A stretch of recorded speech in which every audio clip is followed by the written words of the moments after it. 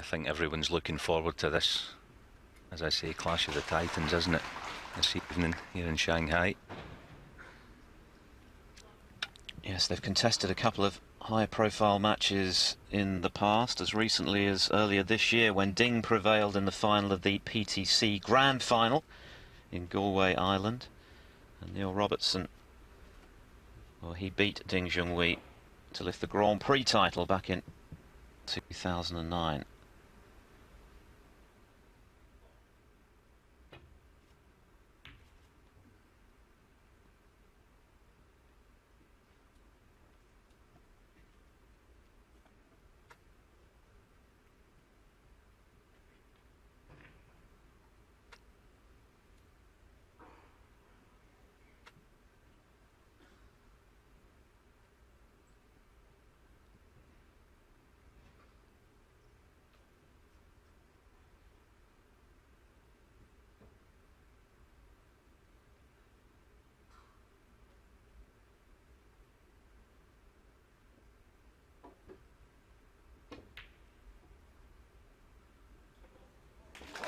Oh, he's picked one out there as Ding.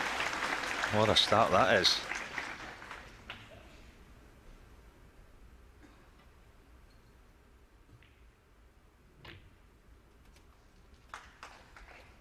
Well, Ding's battle with Sean Murphy in the previous round was of the very highest quality, both players scoring very heavily, and Ding, I'm sure, will have been delighted to have come through a tight battle and played in such a way, of course, and he knew he wasn't leaving anything there, but would be bang behind the black if he made the double, which he did.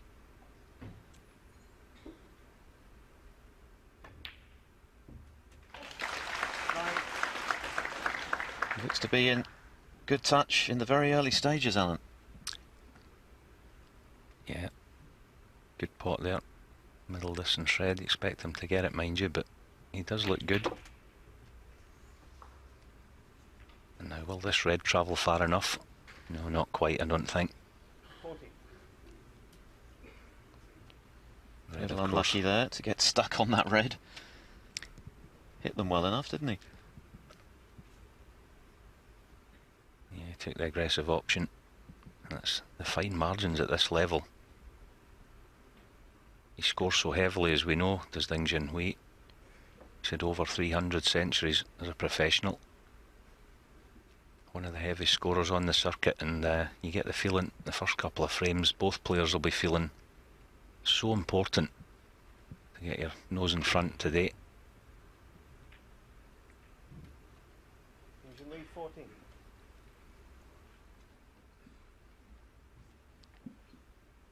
And with both players such fluent break builders, you would think that safety will be a key today. Who can keep the other quietest? We all know about Robertson's ability from long range, one of the best single ball potters in the game.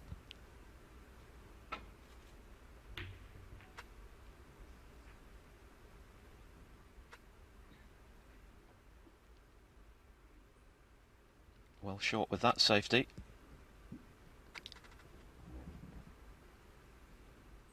Yeah, that was unlike Neil to catch a safety like that as thick. He has done.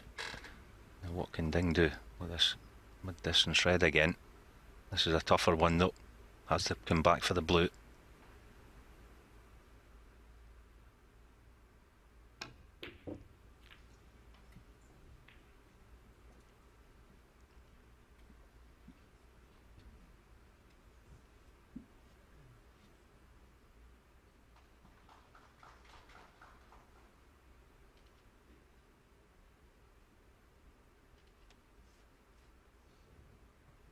Yeah, this red is on for Neil, but he'd do well in taking it on to avoid a cannon, so looks like he's just going to play the safety somewhere in behind the green.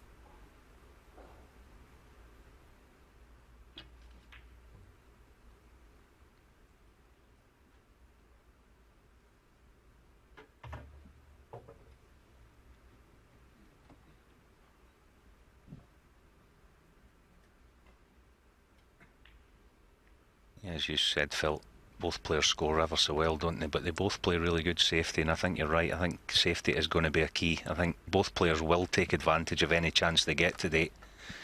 So safety is going to be so important. There's the Hawkeye view from the baulk end of the table for Ding.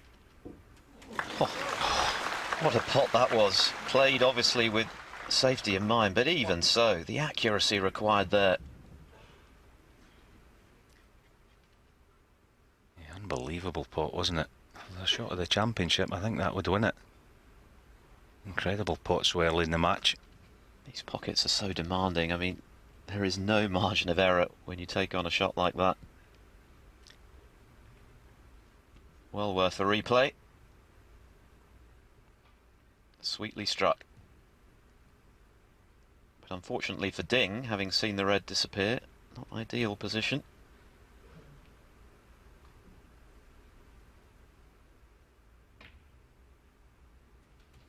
He's played that well.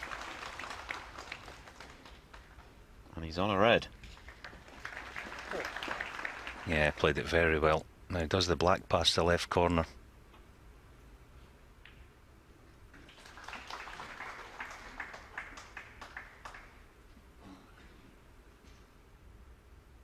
It looks like it does, the way he's shaping up for this, so if he can get this cannon right, this could be a real good chance.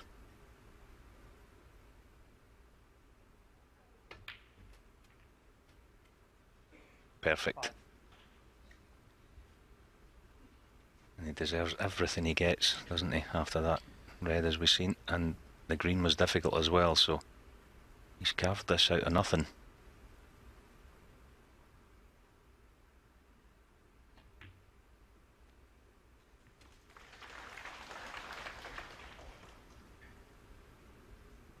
Referee Terry Camilleri.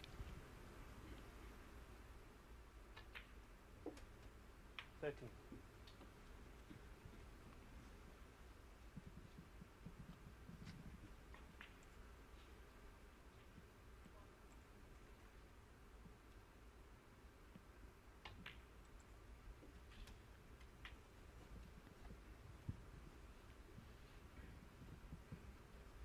$20.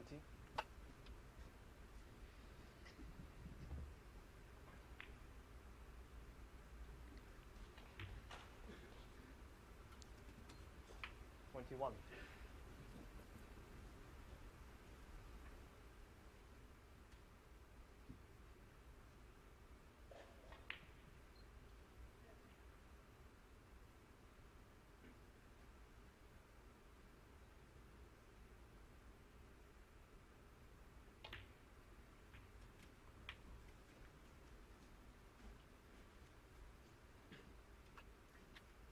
Yeah, clever little cannon that from Ding. Just developed another couple of reds.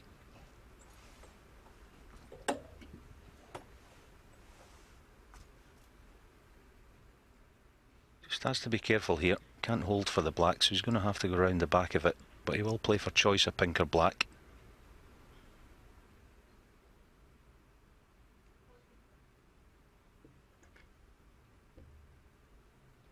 When you first turned pro, Alan, were all of these implements to aid the long distance shots available? I think we still had the half putt in my day.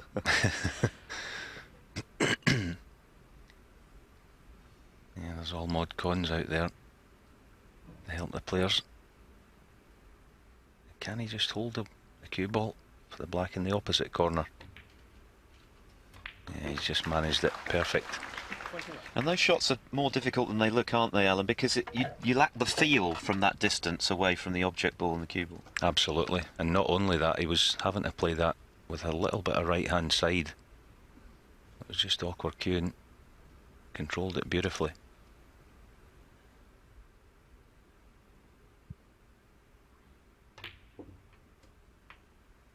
This is where he's so strong, isn't he, Phil? Ding Junhui. We've mentioned about the amount of centuries he's made. He's so strong when he gets in close like this.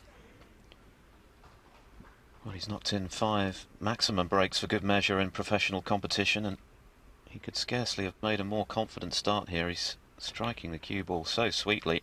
right from the get-go. 37. And if you didn't know it already, and I'm sure he did, Neil Robertson is well aware he's going to have to be close to his best today for a chance of a semi-final spot.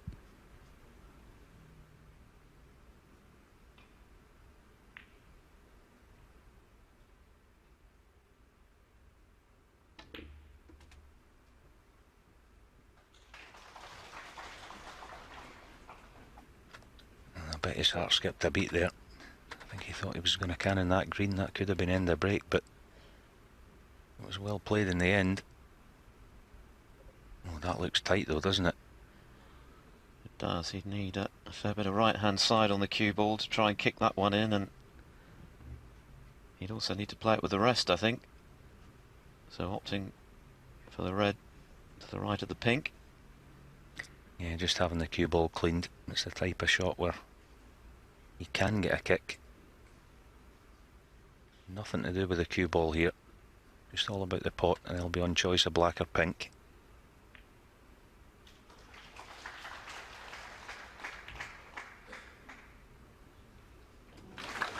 Just wriggled in, threatened to stay on the lip. 43.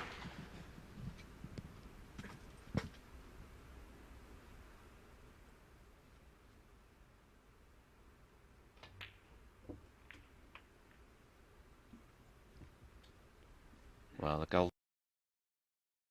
this opening frame without Robertson.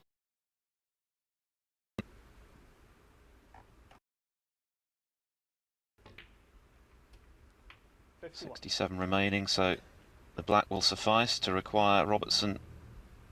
And this is very measured from Ding. He's taking his time. He's very concentrated on what he's trying to achieve out there. The crowd know that was the key ball. Didn't come as far as he wanted to really kill the frame off, but already a couple of snookers required by Robertson.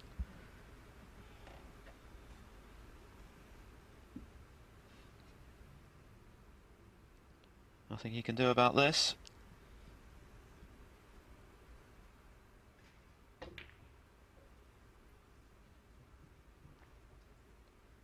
Junhui 58. Yeah, it's worth coming back to the table. Neil Robertson, as you say, Phil, he needs a couple of snookers, but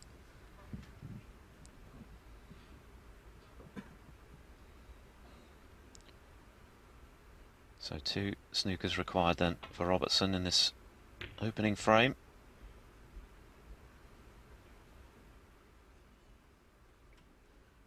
If Ding can sink this red, and that will surely be the end of the opening frame.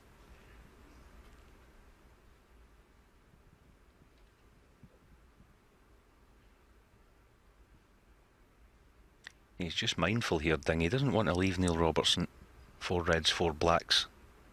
He's fully aware Neil's capabilities of getting snookers.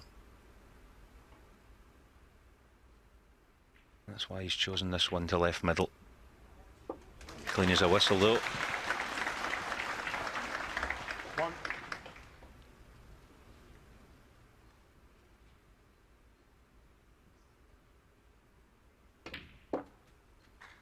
It's shaping up to be a great tournament, Phil, isn't it? With young Zhao Guodong in the other half of the draw. The Yes. semi-finals. We've had plenty of surprises, haven't we? What a performance from Zhao, 5. who qualified as of right and then played a wild card round. Ousting Stephen Maguire, Peter Lyons and then Mark Davis by the odd frame earlier on today here on Eurosport. And Michael Holt 11. celebrating his first ever ranking semi-final after his 5-1 victory over Kyron Wilson, who was another surprise quarter-finalist. The bottom half of the draw has the heavy artillery, I guess you'd say, with Robertson, Ding, Selby and World Championship runner-up Hawkins. But it's boiling up very nicely, isn't it? What a start to this match from Ding, picking up where he left off against Murphy.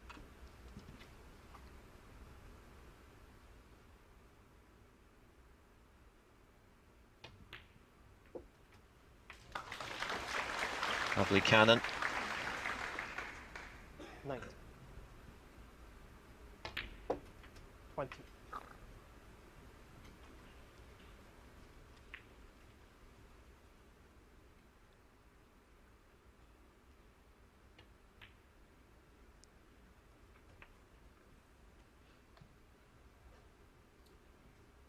27.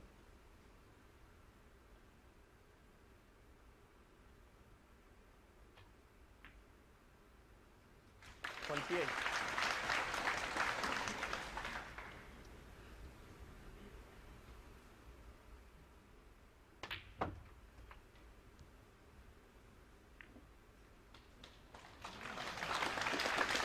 And Ding's 35. massive support here will just be enjoying this. 37. An added bonus for Ding to freeze his opponent out in this first frame.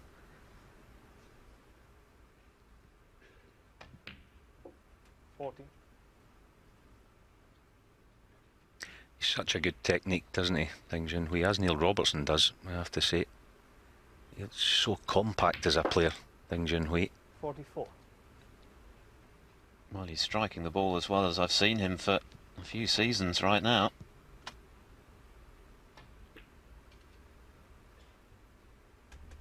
49.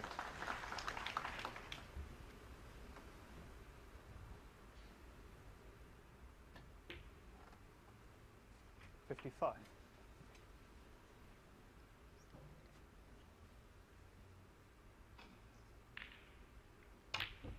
62 on the track. Well, there's a statement of intent from the Chinese, and then some. 2 half-century breaks. Neil Robertson failing to pot a ball in the opening frame of this quarter-final, and it's Ding Junhui who strikes first. He leads 1-0.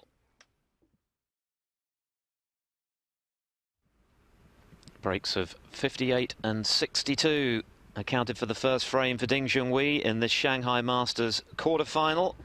Terrific start from the Chinese. How can Robertson respond in the second frame? The world number one, well aware already of how well that man is playing.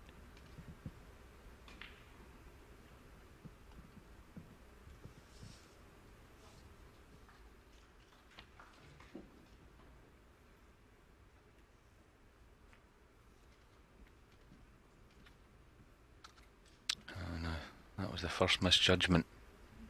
Ding this evening does this red pass to the left corner, the one above the black.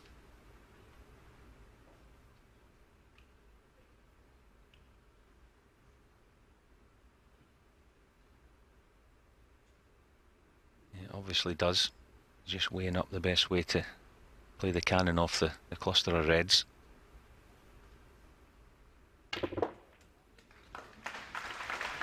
Oh, that's brilliant. Oh, he deserves to be on the pink. That was absolutely fantastic. What a split. Yeah, there was no holding back there, was there?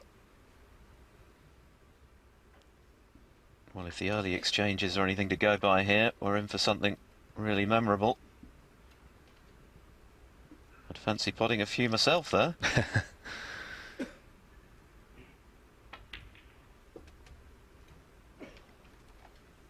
Yeah, if anything, he was just a little bit unlucky. As you see the pink being tied up now. That's the only downside. Got a kick there.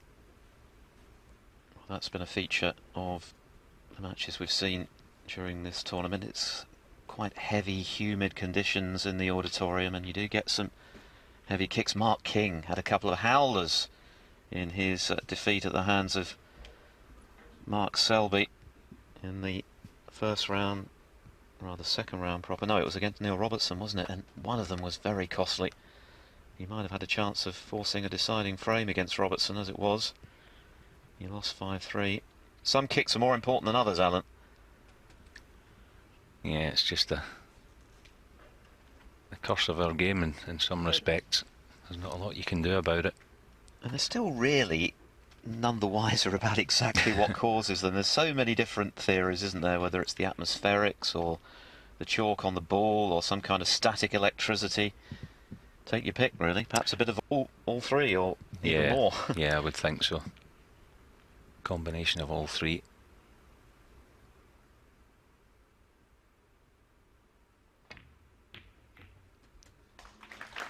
You do get the sense, though, that 14. kicks are more prevalent on these superfine cloths, where the nap is less of a factor. I'm sure when you first were plying your trade as a professional, cloths were a lot thicker, weren't they? The tables weren't as fast, and perhaps kicks weren't quite so much of an issue. Yeah, absolutely. The balls are lighter, as you say, the cloths are thinner. There's an awful lot of static out there. You've got the overhead table lights. Just all adds up to 16. being more conducive to getting kicks. That was a cracking shot Neil played there into the little cluster around the pink. He's just opened the frame right up here.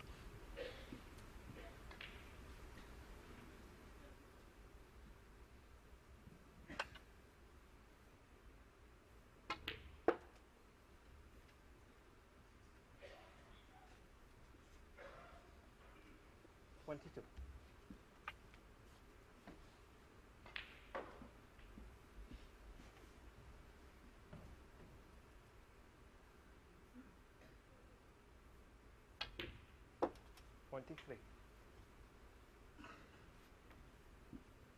I'll be quite happy playing off pink and blue. No need to get the black into play.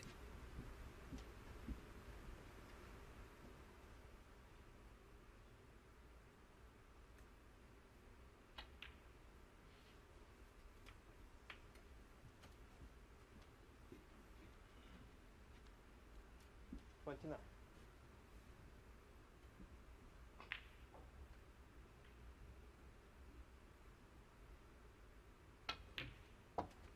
30.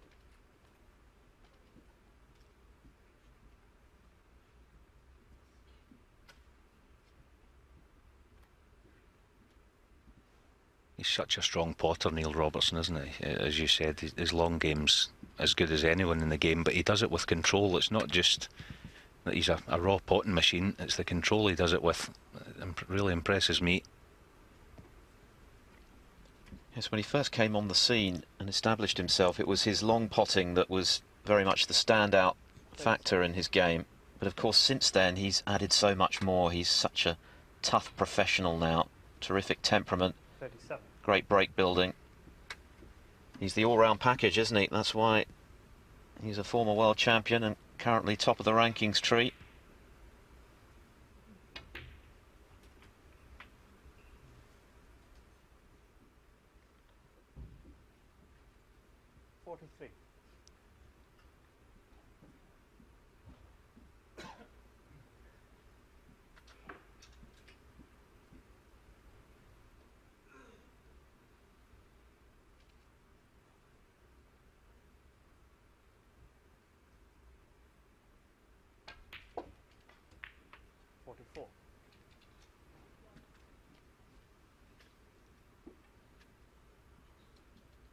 Just slowly but surely getting to the snooker's required stage. Still needs another, probably 3 reds.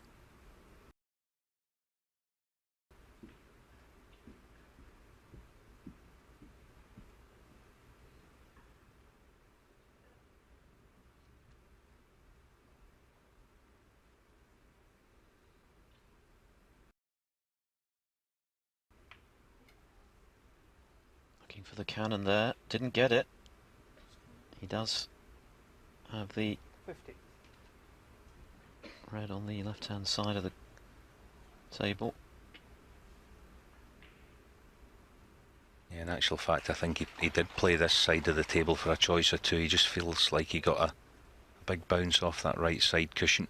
That's another factor, isn't it, that I don't recall being one back in, say, the 90s, the somewhat alarming bounces off the cushions that we get from time to time, which the players just can't legislate for, can they? Yeah, it's something that as the week goes on out here in Shanghai, it does get more and more common.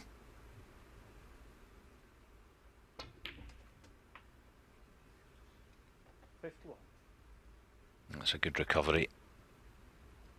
Just about on the blue.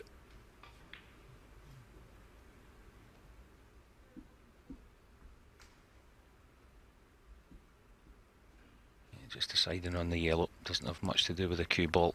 Just has to make sure the white makes its journey here. In fact, he'll probably be playing for the red just next to the pink. Yeah, deciding on the one and baulk, but as I said, just had to clear the yellow spot. Should be okay. 53.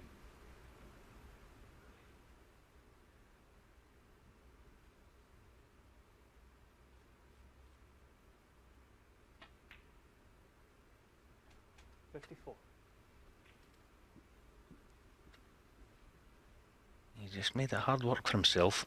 Last 4 or 5 shots here. Yeah, still 67 remaining, so a little bit of work still to do.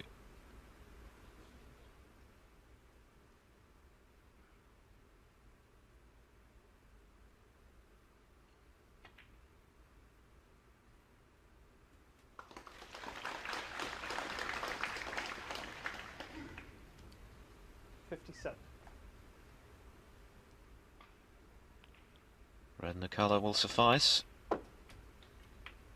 58. Not happy with that one either. A little betwixt and between. Shouldn't be a problem. Yeah, he just feels like he got a big bounce again off the first cushion there. This blue then, to leave Ding requiring a snooker.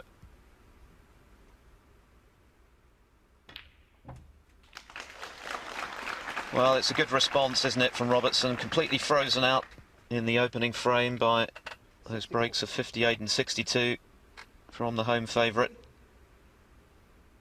The champion's response.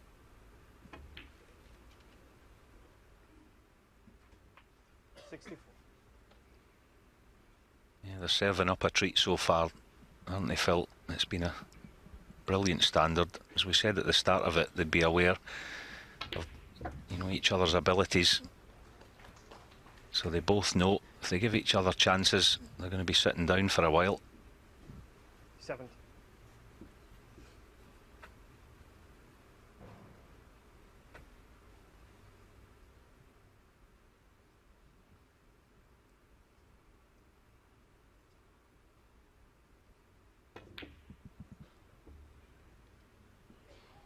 In the frame.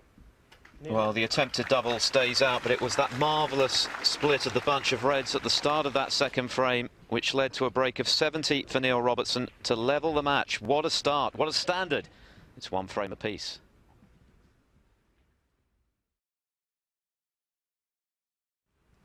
Back underway then at the start of frame 3 in our latest Shanghai Masters quarter-final, and what a start we've had. Breaks of 58 and 62 from Ding to take the first frame as Neil Robertson pulls up short in his attempt at escaping the snooker. Robertson responding with 70 in the second frame. So honours even in the early stages, 5 frames the target for a place in the semi-finals.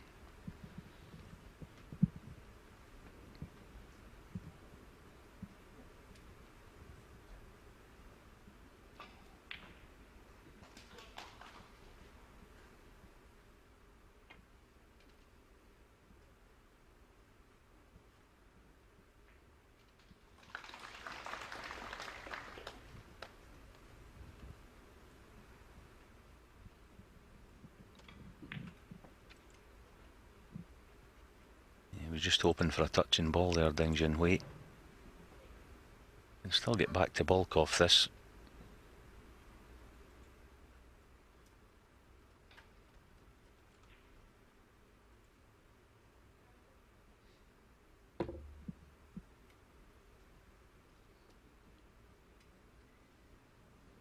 Yeah, he's made an excellent job of that. That was awkward cueing. Judged the pace well. We talked about safety being a key factor today, and on the evidence of the fluency of these players in amongst the balls, that certainly will be the case. Now, is the yellow going to come to his rescue? It has. Yes, applause from the crowd, but always an element of good fortune when you end up nestling behind the yellow.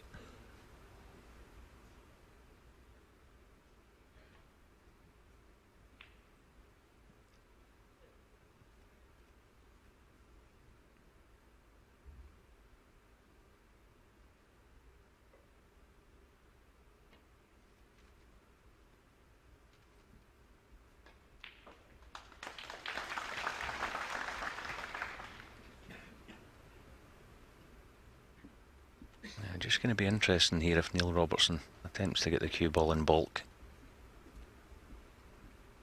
because that red nearest the right corner few gaps that Ding could get through, so he's got to be careful here. Yeah, quite deliberately, just trying to block it with yellow and blue. Now, is there a gap through?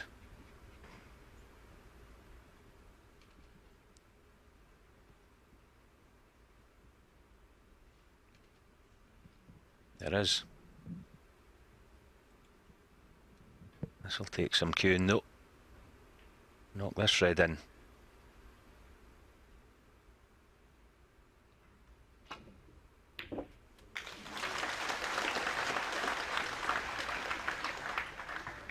Well, Ding has struck the ball so sweetly. Barely a potting error from the Chinese to this point. The same goes for Robertson. It's snooker of the very highest order. And that was tough, wasn't it? Pretty tight, or close to the baulk cushion, and very straight.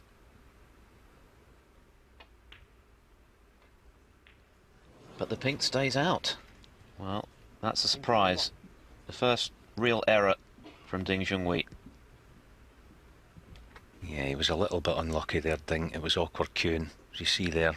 He just had to play it with a little bit of left-hand side, and it just pushed the cue ball to the right, caused him to miss the pot.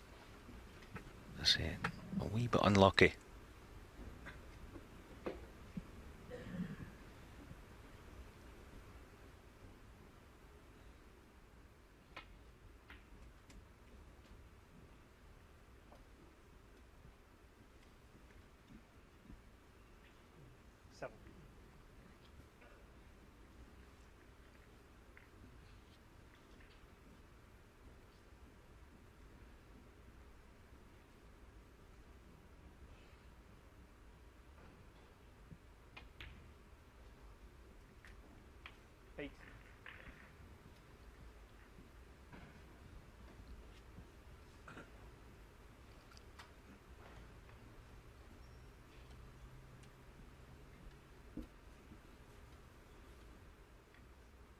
A decent chance this for Neil Robertson.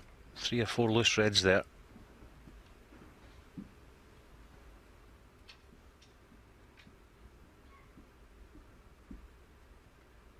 Just stretching a tad so it gets his little extension on. I'd imagine he'll be playing a cannon on the loose red here. Just use it as a stopper.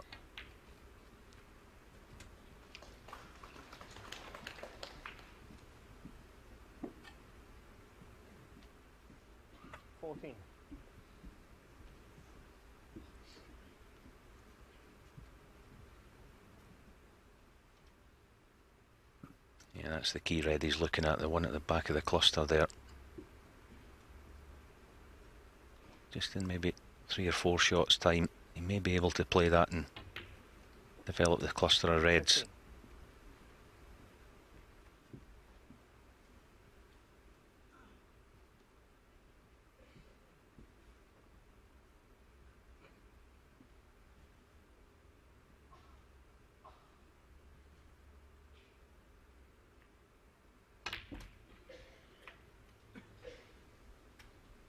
Does this red pass to the green pocket? Didn't play that as planned. This will be a bonus if it'll go. 20.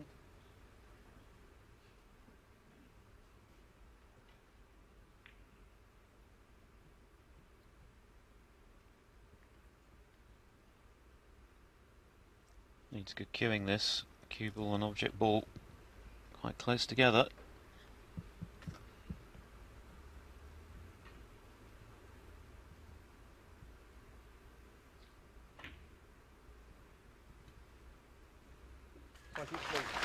And well cued it was.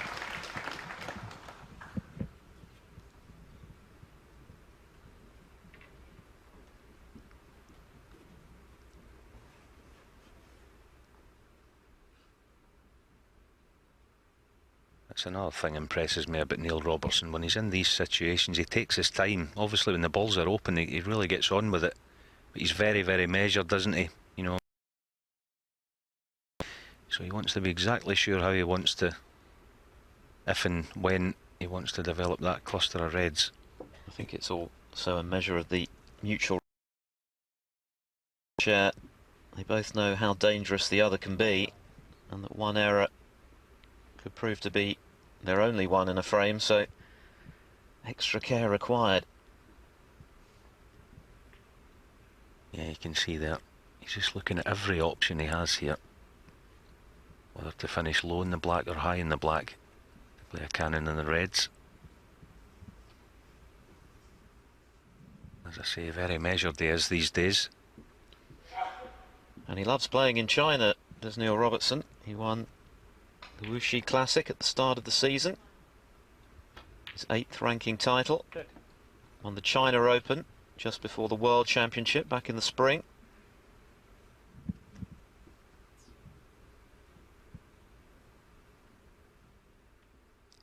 He just didn't quite push the cue ball through far enough there. Can't play a cannon in the pack, but can come back for the red to left middle or right middle. He's got a bit of a bad contact.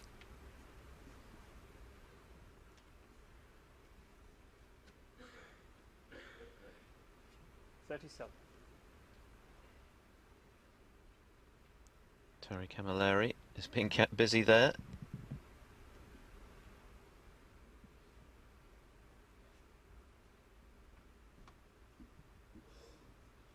Yeah, there's no plant anywhere here. He's just looking to finish top side of the pink, just off straight. Off this red.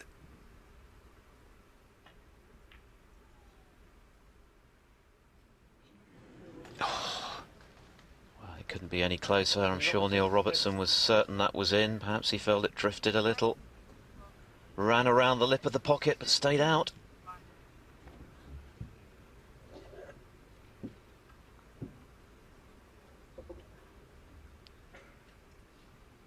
Wow, a slow motion replay of that red. It looked in for all the world when it left his cue, didn't it? And it just dipped towards the near bumper at the last second.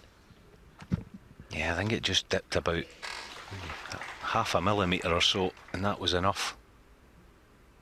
That's the fine margins we've spoken about at this level. Neil Robertson couldn't believe it. So the Aussie left-handers lead 31, but Ding at the table.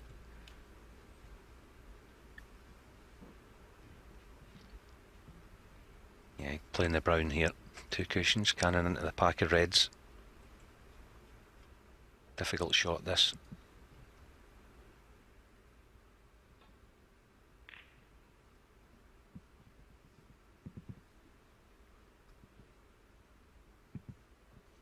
No problem with the pot, it's all about the cannon of course, but it's a type of shot for a professional, it's difficult to judge. Oh, what an effort this is. Unlucky. Well, he couldn't have hit it much better, could he? It was perfectly executed.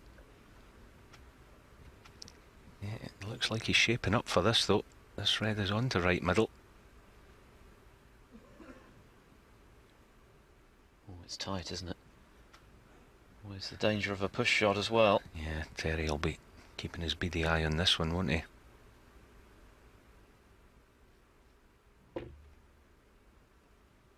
Oh, brilliant. Such a delicate touch required to avoid the foul.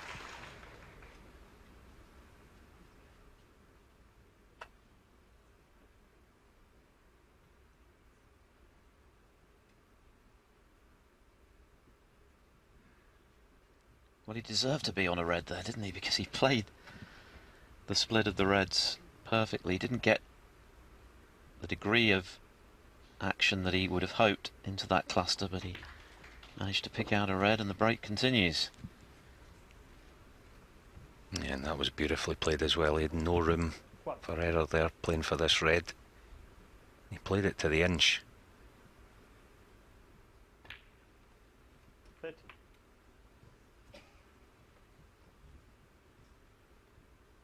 Just going round to see if there's a plant at the top of the pack. Well, maybe not, that's not on. So the next key shot is going to be this next red. Finish half ball in the black.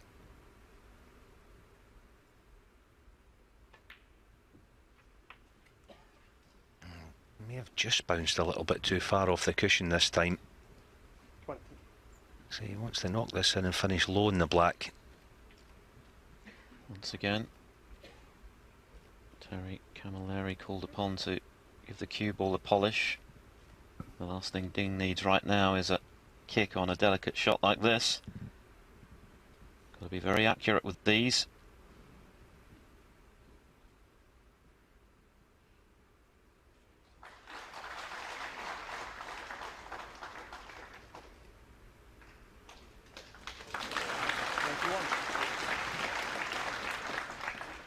Yeah, as I mentioned though, he just had a little bit too much angle on the red and he couldn't finish low in the black.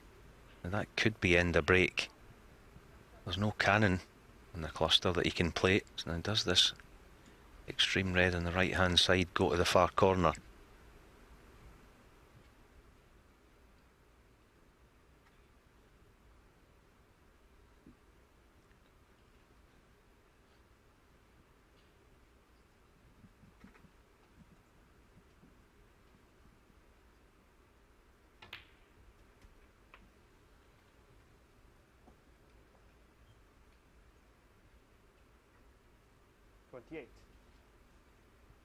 He's having a good look at it. Only red he can leave is the one he's playing.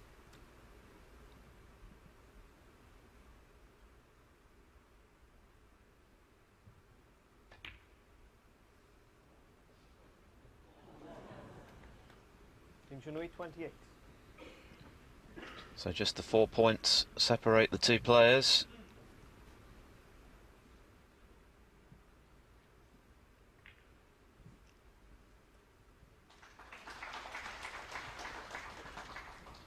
Ding looking reasonably relaxed out there. Always a huge weight of expectation on his shoulders, particularly when he's playing in front of his home crowd. Expected to win every time he shows up. I think it's fair to say that it took him some time to handle that pressure, and no wonder.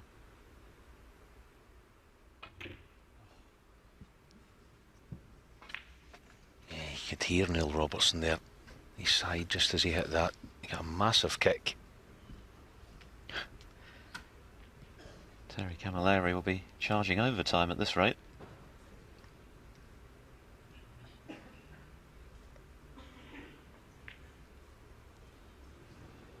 Hard to believe that Ding has been a pro now for 10 years. Burst onto the scene, didn't he, by winning the China Open as a wild card, beating Stephen Hendry no less in the final. That was back in 2005, just after his 18th birthday.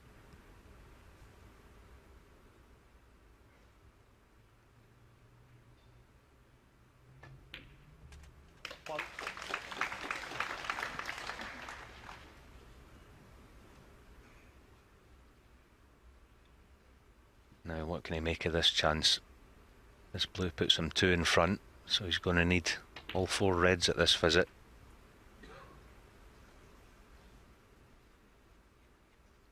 Just be interesting here if he might play a little cannon on this red just below the one he's potting here. Just try to push it out into the middle of the table. Brilliant. You read his mind, Alan. It's almost as though you've played this game before. I know the shots, I just can't play them. Not true. You've qualified for the Indian Open, correct? Yeah, I'll be going out there in the middle of October. It'll be the first time in India. Indeed, for a lot of the players it will be the first time there, and I know they're all looking forward to it. Going into new territories. Ding, meanwhile, trying to avoid a wardrobe malfunction here. So close is he to the pink.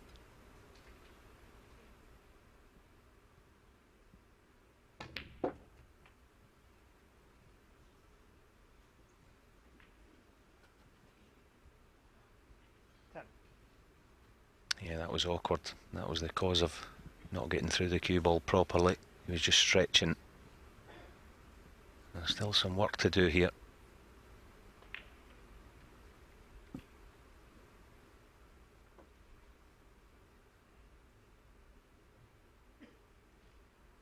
He's just worried about in potting this, getting a cannon on the black.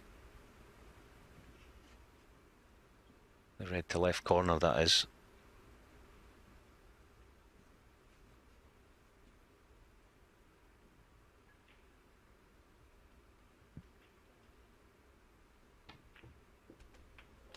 Oh, what an effort this is. 11. Yeah, that was quite deliberate. Unusual shot for a professional to have to play. Judged it well. Now, can he hold for this other red to the same pocket?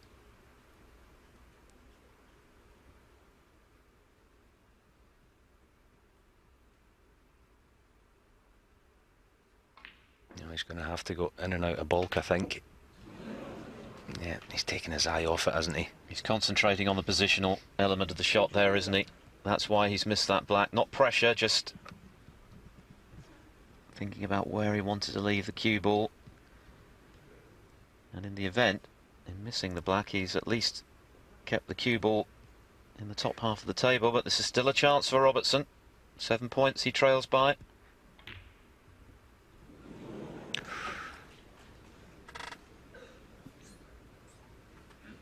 Oh, he didn't miss that by much, did he? Couldn't have got any closer without knocking it in. And that's why it stayed over the hole. Really tense out there, isn't it? Crowd are engrossed. You can barely hear a pin drop. So much at stake, of course. £80,000, remember, to the winner on Sunday, along with the trophy and the title.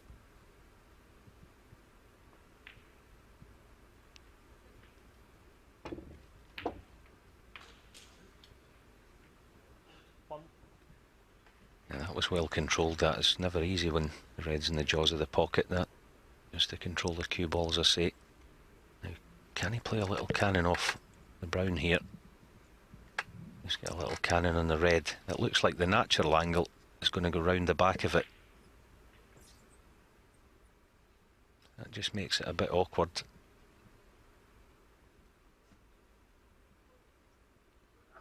Trying to calculate how he'll cannon into that red off the brown. It's a big shot, this, in the context of the frame. If it goes right, could be a frame winner.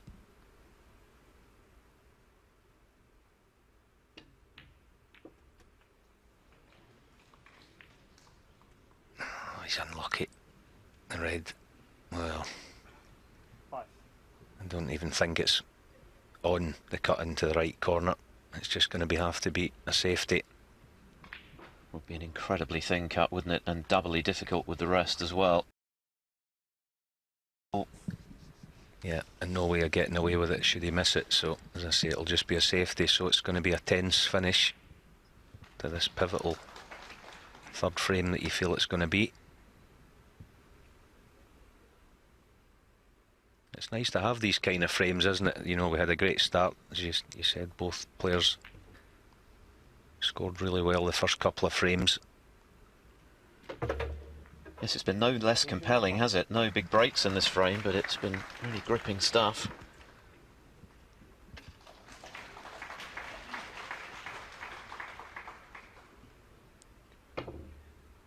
Robertson then using swerve to get out of the snooker, and he'll settle for that. 12 points. The Melbourne left-hander trails by, 35 remaining.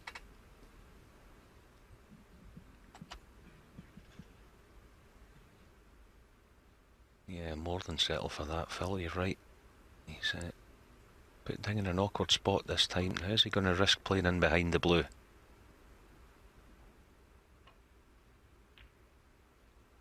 No, no attempt at it. That's a clever little attempt, but I think he's just come short.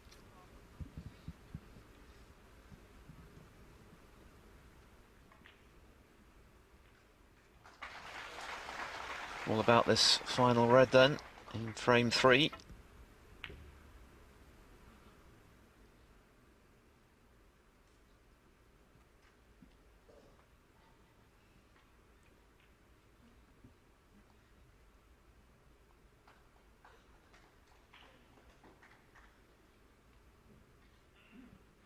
Yeah, there'll be no attempt at the pot here, because he'd be leaving the cue ball in the middle of the table. A little bit too risky. So he's going to look for the best safety alternative, I feel.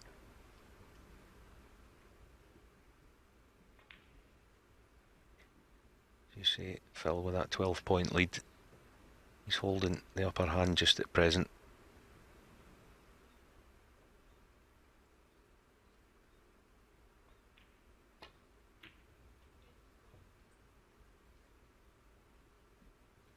Oh, that's very clever, using green and blue. He's unlucky if he doesn't get the snooker there. And he'll just coming round to look at the potting angle so he can clearly get through to it. So it's a half chance.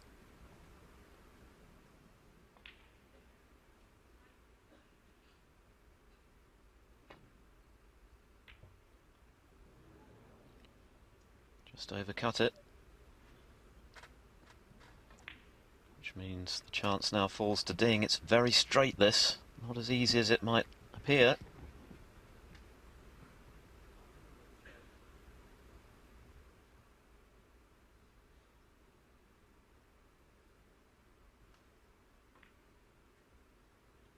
You just get that slight angle. It's going to take some cue in this if he's going to get on a colour and pot in the red. Especially as he's digging down on it. This pot's difficult enough, never mind getting the cue ball back towards the blue.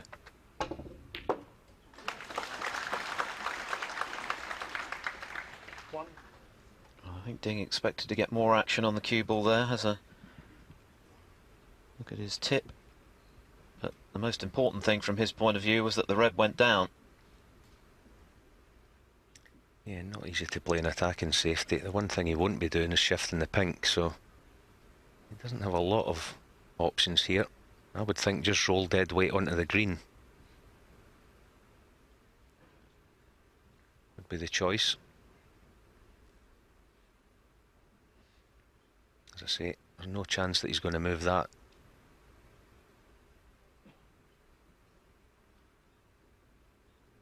Blue.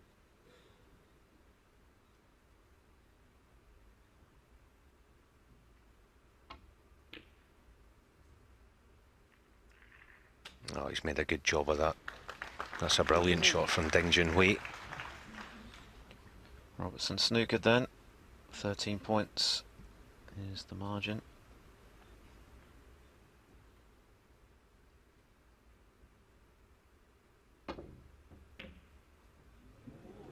Is he in off? He is, and that could be curtains for Neil Robertson. There was an element of hidden hope about that one, trusting to luck as to where the yellow would end up. He didn't legislate for the white going in though. And, well, the easiest of starters here for Ding. He only needs up to and including the brown. Should be a formality, you would think.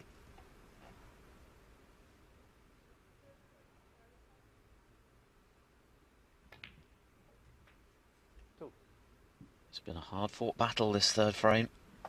There's still a long way to go. Ding struck first with those breaks of 58 and 62. Robertson hit straight back with a 70 for 1-all. 5. And now Ding just requires this brown to pretty much put frame 3 safe and edge in front again. And how big does the next frame become in a best of 9 match at this level, doesn't it?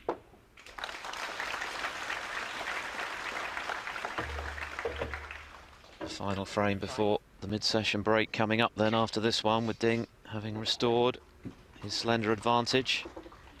The snooker has been right out of the top drawer. Both players are scoring well. Some good tactical play too. 14. It's very much living up to its billing.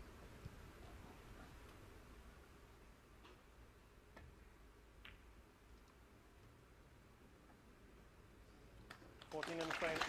So Ding Junhui triumphs on the colours then after a tactical third frame. He's back in front here. The Chinese leads Neil Robertson of Australia by 2 frames to 1. And we'll have the 4th frame after this short break.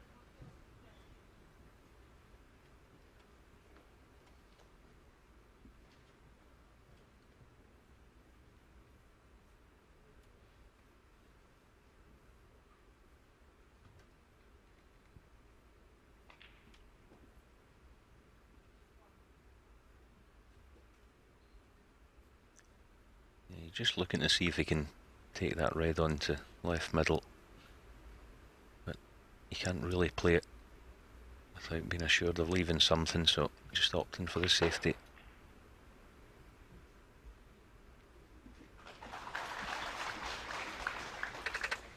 Great judgment of pace again from Robertson, gluing that cue ball to the baulk cushion.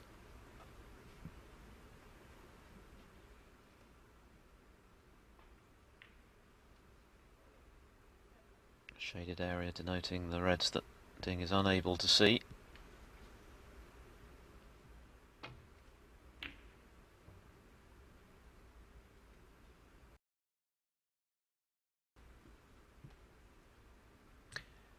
Yeah, I think that's what we're going to see the rest of this match. We're going to see some really good safety battles, aren't we? They both excel in that department, building and potting. They're both extremely clever, the safety side of the game.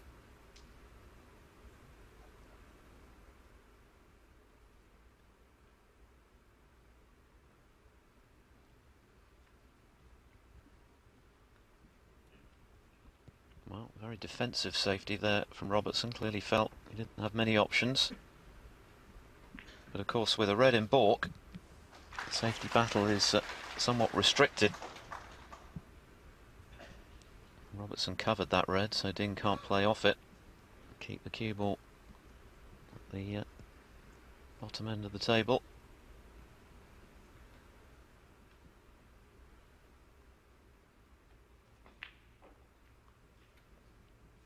Not heading for a re-rack, are we, Alan? Yeah, it's always a possibility, as you say, Phil, when you get a red in baulk, isn't it?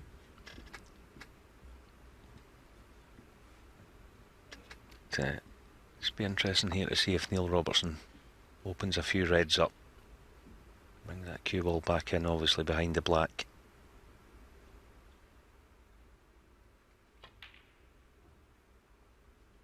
Goes for the double instead. Oh, it wasn't far away. It was a little risky though, because he's caught the far bumper, and that means the red is on.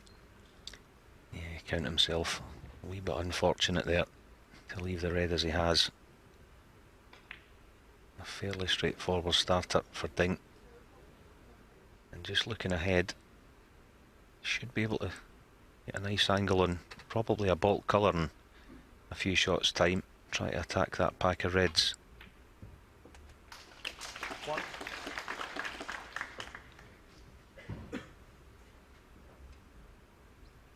Yeah, so this is the next couple of shots are going to be key. It's the next red. Can he get a nice angle on probably yellow or brown?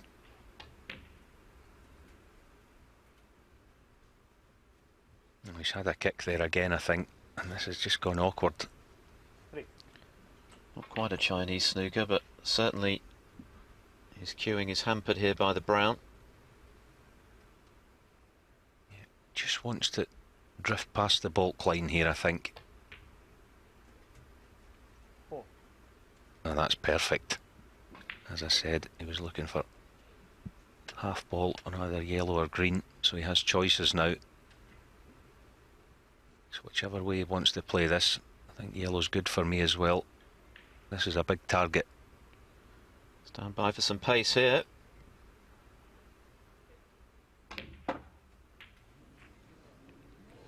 Oh, that's fortunate now. Is the pink going to ruin it?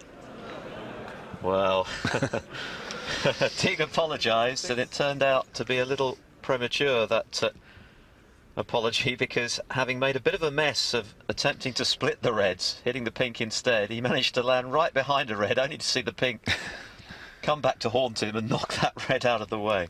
But at least Ding can see the funny side. Yeah, that was nice, wasn't it? He had a good little... That was the snooker gods exacting very quick retribution, wasn't it? Yeah. But wait, is there something in the middle of that bunch that's available for Ding? Yeah, he's just trying to see if he can squeeze that red in. The bottom one of the two that are together. Well, this is a bit risky. Better be right about this one if he goes for it. I think he's in two minds. Yes, I think he's aware of how dangerous that shot would be, because if he got it, could be a frame winner, but equally, if it didn't go, he might be sitting in his chair for the rest of the frame. So, discretion the better part of valour on this occasion. Junhui 6.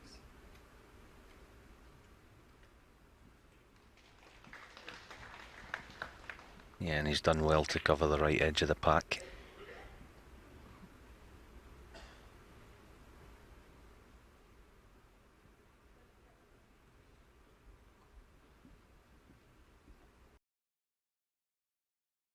Well, there you go. Robertson pretty much snookered on all reds there.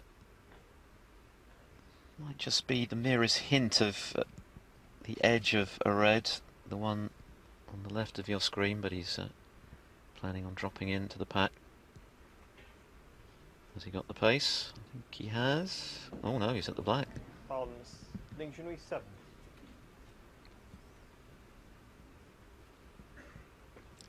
Yeah, he's just got to be careful here, Neil Robertson. Although the pack are sitting together, they're loosely packed, so there's a couple of cannons that he could make in reds and leave Ding an easy starter, so he doesn't want to play this. He just wants to play it at resting pace onto the cluster.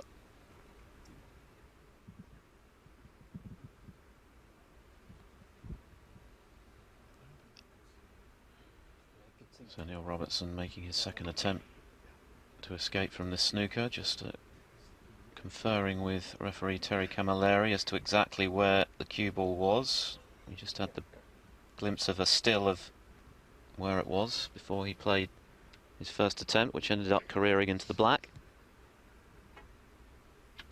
It's not about hitting the reds here, it's about leaving them safe.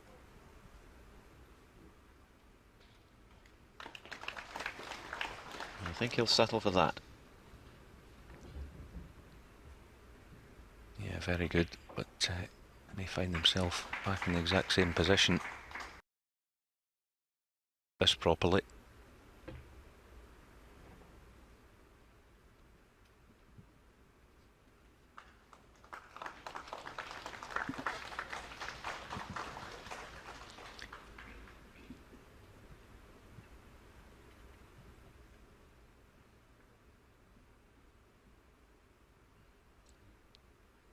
This time Robertson can see enough of the edge of that loose red.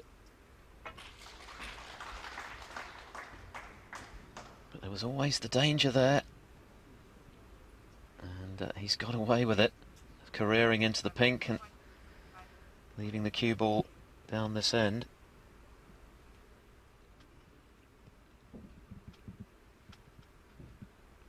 Yeah, he dodged one there, Neil Robertson.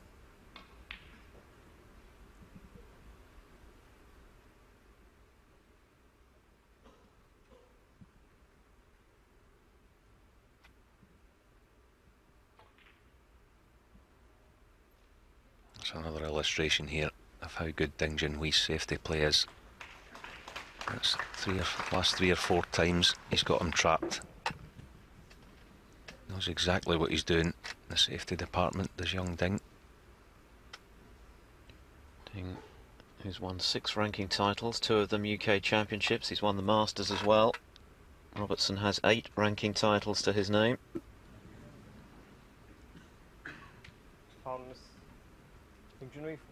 And it's Ding who's most certainly dictating terms in the early stages of this key 4th frame.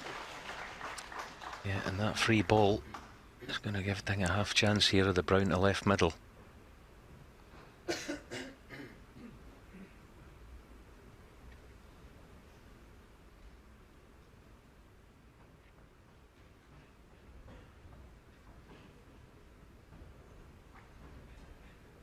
Brown.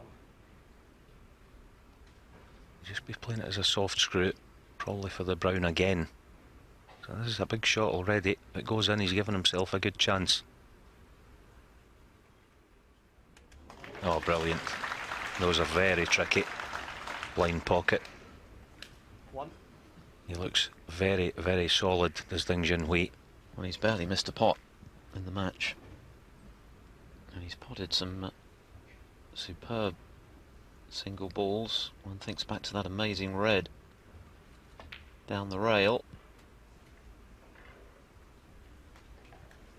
He's hitting the ball very sweetly, but as I say that, he's run a little too far with the cue ball, and that was careless from the Chinese because there was a big margin of error there.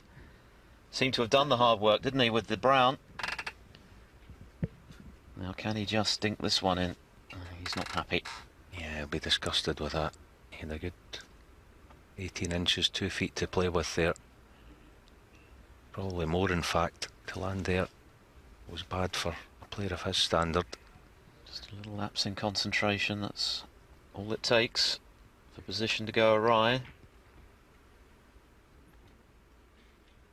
Ding Junhui 5.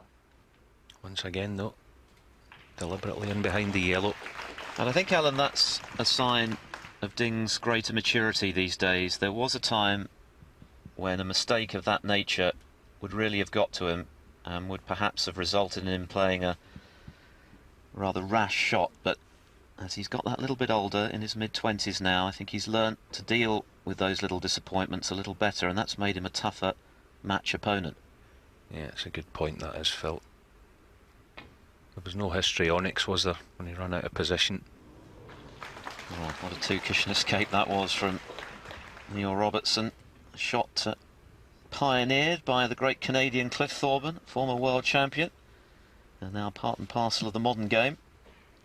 And that was about as good as it gets.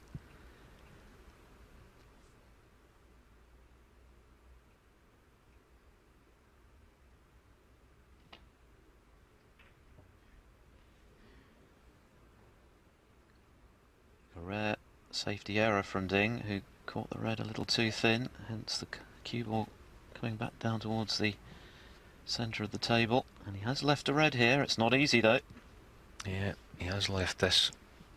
It looks like he's going to have to just dribble it dead weight. The only red he can leave is the one he's playing again. Oh, that's brilliant from Neil Robertson. To have been frozen out as he has been just this last 20 minutes, half an hour, to knock that in, it's top class. So much harder than it looked. Great cueing there.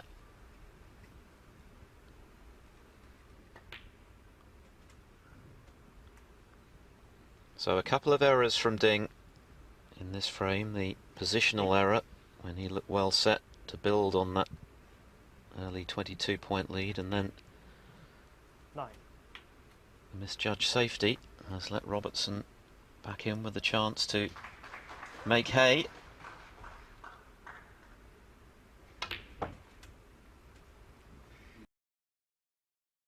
Less cue power, doesn't he, Alan? There's no doubt that he's got plenty in reserve there, but he does it in an effortless fashion. Yeah, that's a good point as well, Phil. He has it in reserve almost, doesn't he? He doesn't really use it, but when called upon, he's got as much cue power as anyone. But as I said earlier, he does it with such control. That's the impressive thing. It's not just bashing and slashing away at shots. It's all controlled.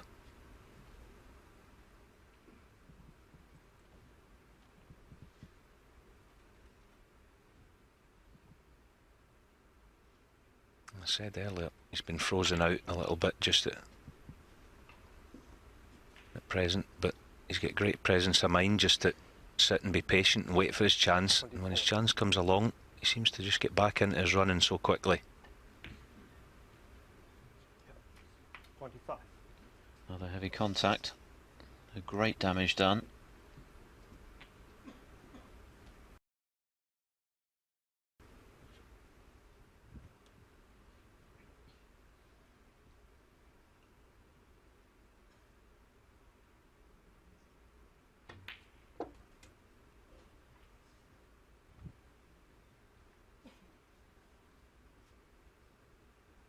Thirty-two.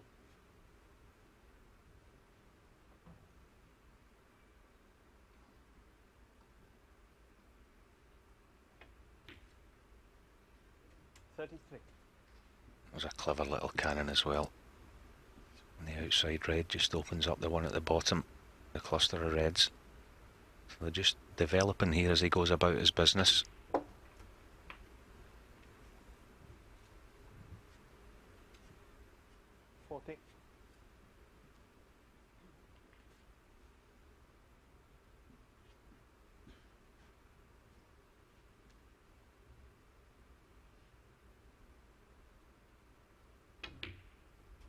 41. You know, he's going to be forced to play some sort of cannon here, so just going to have to trust to luck. Not going to play in any one red.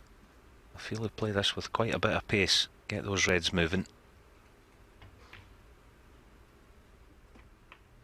Well, my mistake, decided to just drop it in. 48. And he couldn't have placed the cue ball better there. Fancy him to knock this in, and this opens the whole frame up now, providing this red drops. 49. Never in doubt.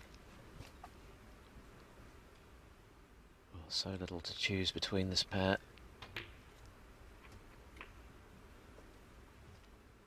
But I think Ding will be feeling a little frustrated. He had a big chance to carve out a 3-1 lead, played that rather careless positional shot. Lost position on his red, and then his next shot was the overcooked safety, and this is the result. Well, that was very nearly 57. absolute disaster for Robertson in this frame. He got a thunderous kick which threw the red offline, just about got to the pocket and just about dropped in, but it could so easily have stayed up, and that would have been a big moment in this match. Relief for the Aussie.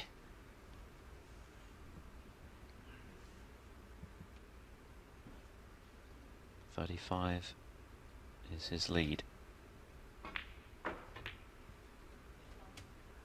That was hard in mouth time, Alan. Yeah, he'd have been unlucky there. The break to have broken down through a kick. I've seen quite a few bad contacts already this evening.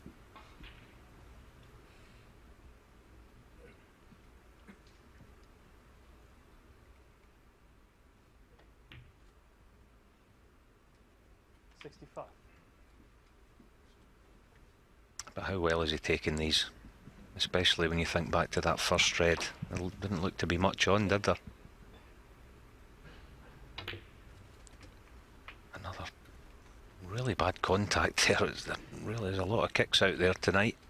72. Well, this red will mean that Ding can only tie, but the black are near certainty to follow. It looks like 2-all at the interval, and I guess that's probably about right. We've seen some excellent snooker, some great safety, some fine breaks.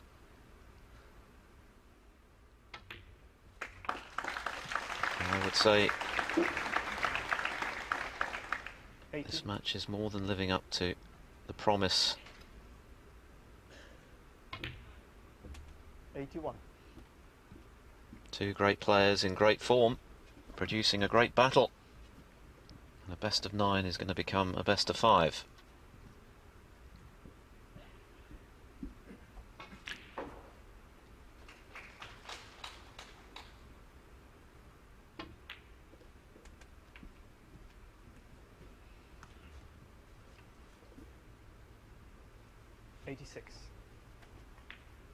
The only thing we've been missing in this first mini session is a century. Are we about 87. to see one here? Neil Robertson has made 275 of them. 45 last season alone. Yeah, it's set up beautifully now, this match, isn't it? 94. As you say, Phil, will come out after the interval. It'll be effectively a best of 5. 95. And this excellent break, launched by that very tricky opening red. There's the century. Well, the majority of fans, of course, here at the Shanghai Grand Stage rooting for Ding, but above all rooting for good snooker, and they're seeing plenty of it from the cue of the Aussie left-hander, who rattles the yellow in as he snookered himself on the green. It's pretty tight. It's academic, of course.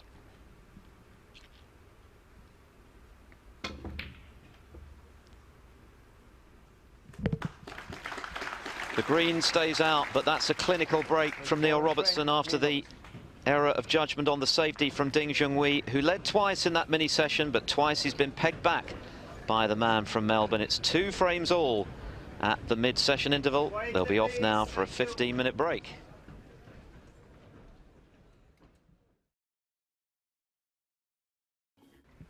Welcome back to the live action then here on quarterfinals day at the Shanghai Masters. The first 4 frames shared between the man at your table, Neil Robertson, the reigning world #1, and Ding Junhui, who twice led, twice pegged back by Robertson, who cracked in a century, the 276th of his career, just before the mid-session interval. And what a start from the Melbourne left-hander. A cracking opening red, and he's on the black. Winner of this to play the winner of the match that we were featuring just now between Mark Selby and Barry Hawkins. They've gone into their interval with Selby leading by 3 frames to 1. And earlier on today, semi-final places booked by the Chinese qualifier Zhao Gudong, who pipped Mark Davis 5-4 from 3-1 behind. And his last 4 opponent will be Michael Holt, who's reached a ranking semi-final for the first time in his career. He emphatically got past Kyron Wilson by 5 frames to 1. Alan McManus watching this one with us this afternoon. Great start here after the break from Robertson. Alan, a terrific long red and straight in around the black.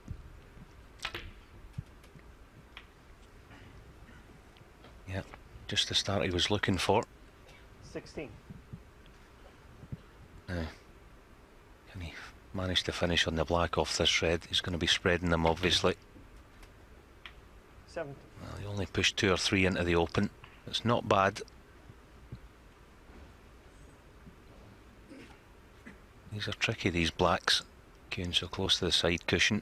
If it goes in, you can see there's at least 5 reds out in the open.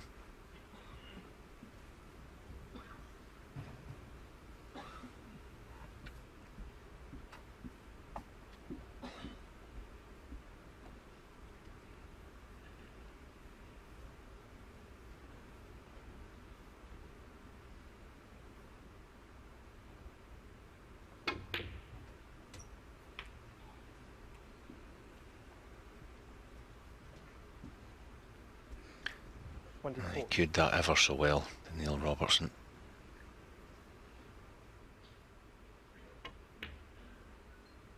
Yep. 25.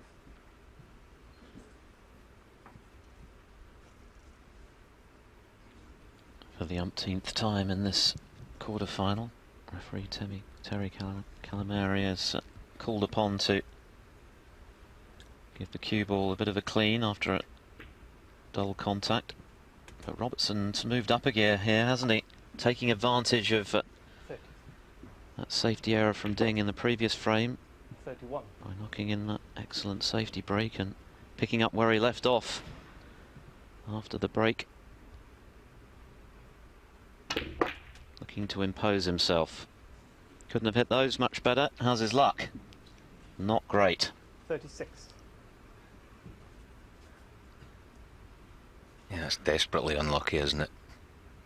Couldn't have played it any better. Caught the reds full in the face and screwed off them. So unlucky to finish there.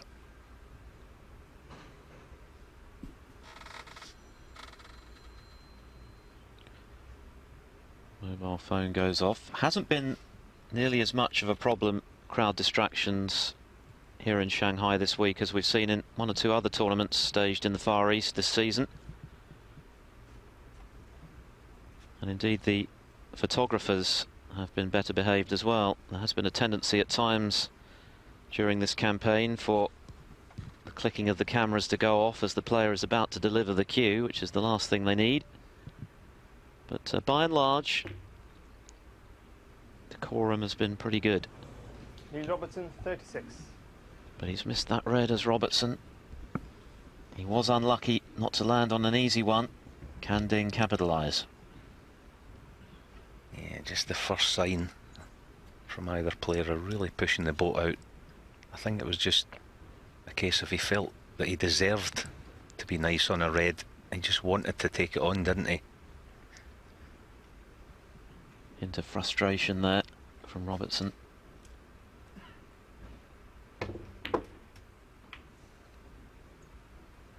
One.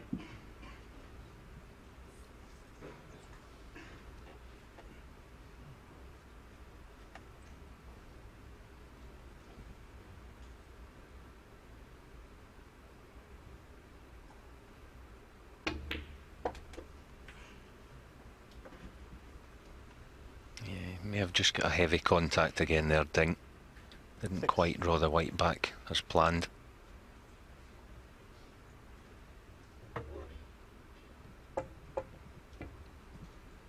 And that's why he's got the rest out.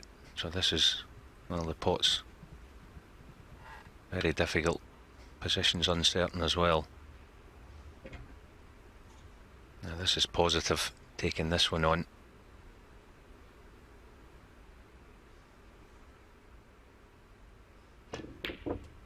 Oh, that is absolutely brilliant, it really is. Doubly so, because he knew he was leaving reds for Robertson, who's already got a commanding lead, or a healthy one at least, so that was terrific stuff from Ding. Very missable red with the rest. And a sign of how confident he's feeling. He'll have been disappointed about the fourth frame, which he might have won, but for a couple of errors. Positional and then safety, but back in the zone here, it would seem. 15. Kicks permitting.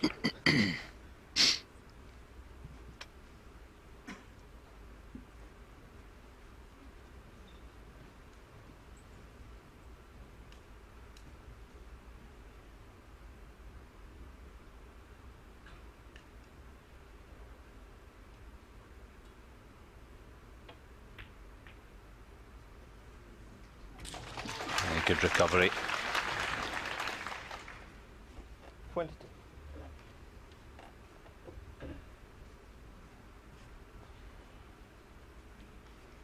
Just having that low black a few seconds ago might just work in his favour. He's automatically going to have a nice angle in this next black, just to develop the four reds together here. 23.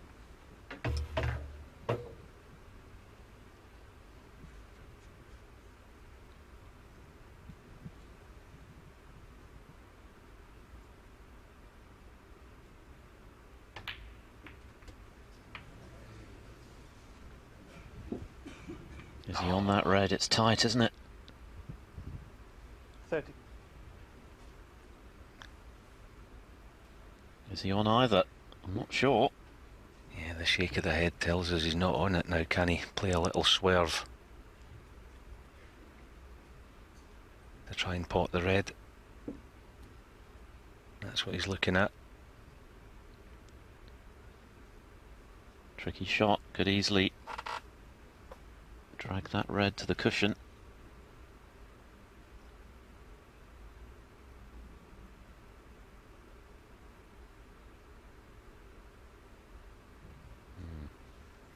Doesn't fancy it, does he? Yeah, it was a poor shot in all honesty off the black.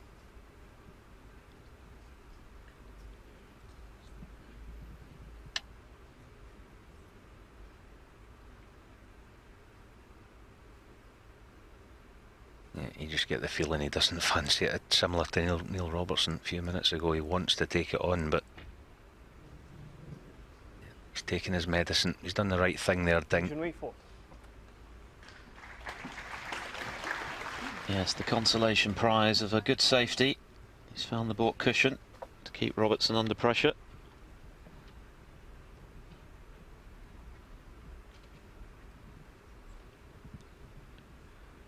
Neil Robertson first in then in this frame with 36. Unlucky not to get on a red off an excellent split of the bunch of reds.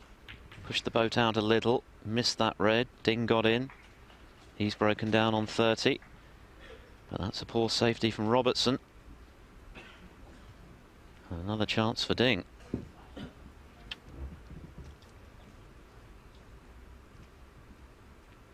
Yeah, what a big shot this is. The red right a picture.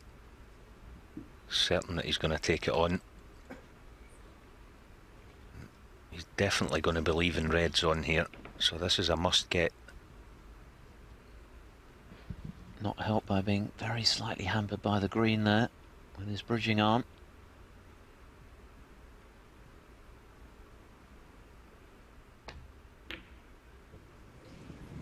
That was tough.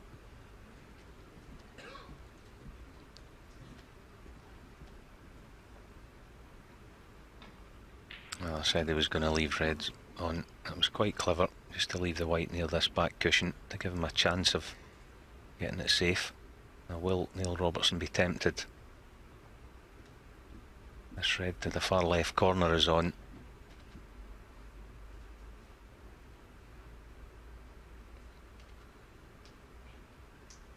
Maybe he just senses that a good safety might be the order of the day here, because where the reds are sitting, you feel the next chance for either player is going to win the frame one way or the other. Just underway again on table 2, where Mark Selby and Barry Hawkins are battling it out for a semi-final spot. Selby in command at present, 3-1 his lead. Winner of that to play the winner of this for a place in Sunday's final.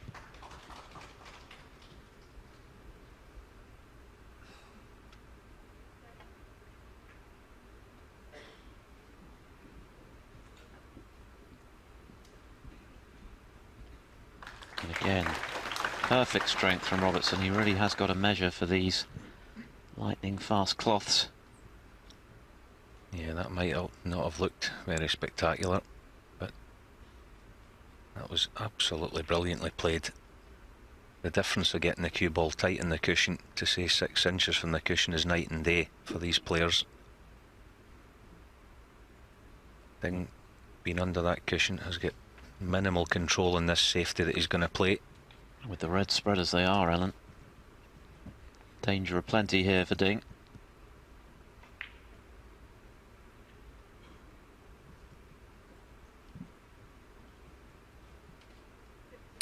I think he's thinking of just pushing this, or trying to push this red left the picture up and down the table and white in behind the black.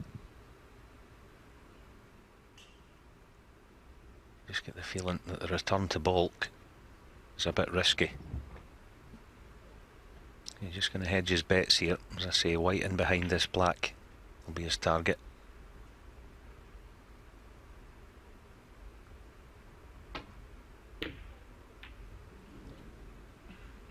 Well, that went rather awry, very nearly potted the black. He may not have done too much damage, however. There is a red on to the green pocket, but that's very tough.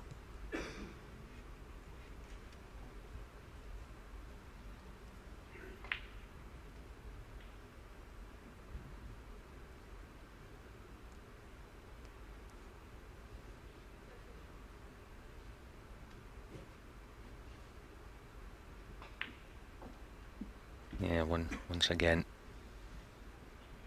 looks like a good safety is order of the day here.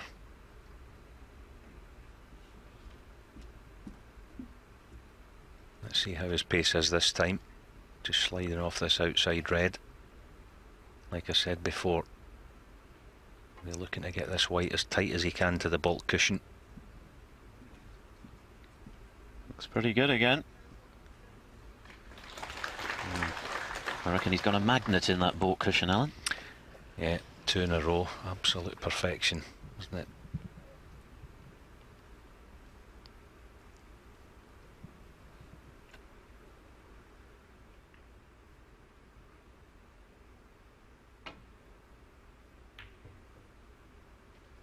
Oh, that's first class from Ding Junhui again. That's the best safety shot he's played. The tap of the table tells you that from Neil Robertson. It's nice to see an appreciation of each other's brilliant shots that they're playing. There's been plenty of them today. Great response from Ding to finding himself tied on the baulk cushion. Pressure back on Robertson.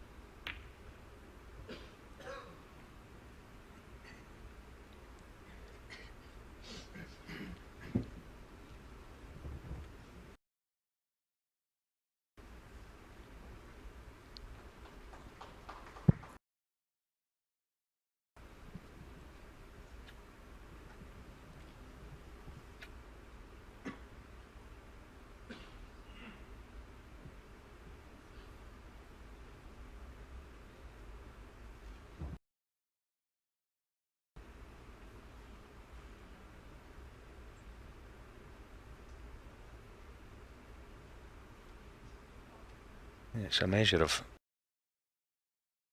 in the safety department, as I've mentioned a few times today. There's no problem playing the white into baulk, but they want to play it in such a way that's going to give their opponent the biggest problem. That's Ding's table view. Nothing really to go at there, so it's a question of getting the cue ball in as awkward position as possible for Robertson.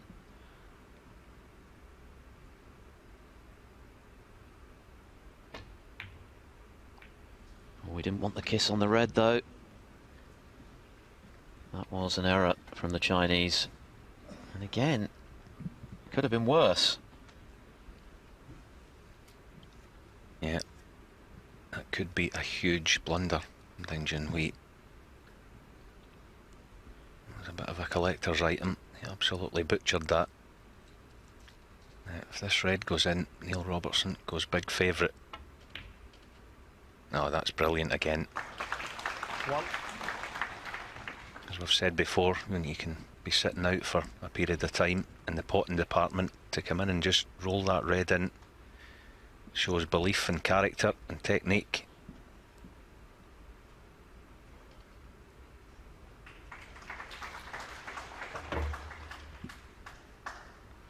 The rest has seen plenty of action in this match.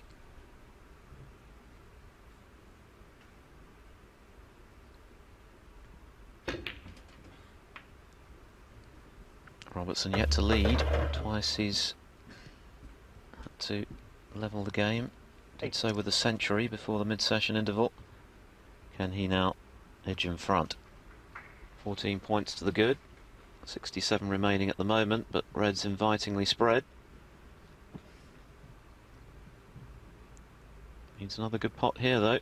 This isn't a gimme.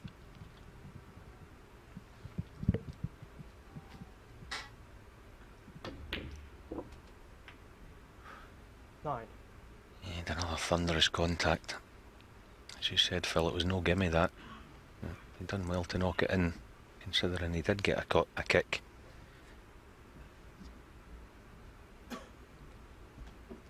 Still not in prime position.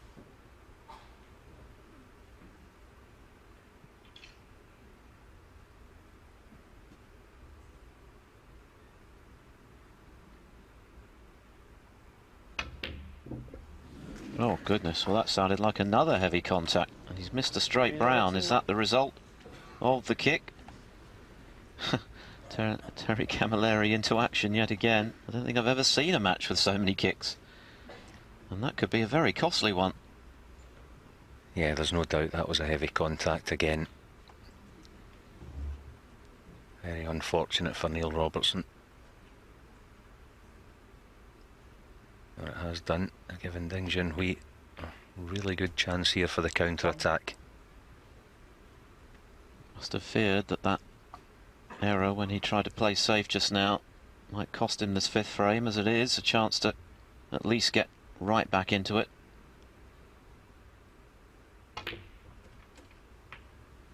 It almost looks like a kick every shot, doesn't it, Phil? You know, even just little stun shots around the pink and black area. Every time they run through it, the white just seems to leap in the air. Yes, and the sound of the contact as well. It's very clunky, isn't it? More kicks than not, it would seem. Yeah, absolutely. I think you've nailed it there. It's more the sound than anything, just a dull contact. There was another one, but it was a good pot. What about the position, though? Well, no prizes for guessing what's coming here. Yeah, just at the moment, it seems to be Junhui nine. both players are playing against the kicks, and the kicks are winning. Nothing you can do about it. 6 points between them then, and 43 left. This match remains on a knife edge. And you've got a feeling that it could well go the distance. It's got a 5-4 kind of feel about it right now. It's turning into a pretty long match too. Been playing for around about an hour and 3/4 for 4 completed frames. And it's not that the snooker has been scrappy, it hasn't. It's been at the very highest order at times. We've had a century. We've had 3 other breaks of over 50. We've had some outstanding safety from both players. Pretty much the full gambit. And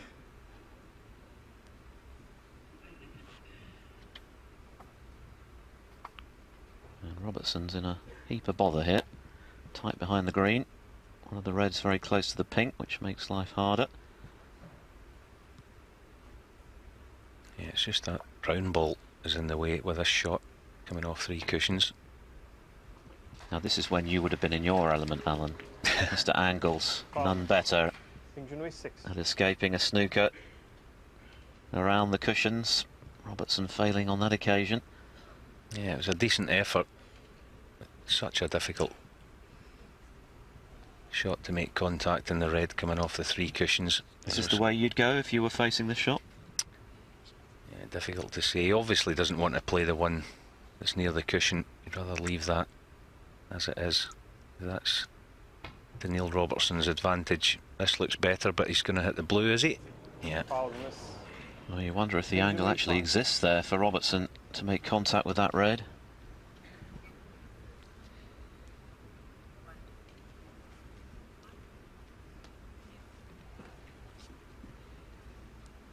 So Ding moves in front now with those foul strokes by the Melbourne left-hander. Will it be 3rd time lucky?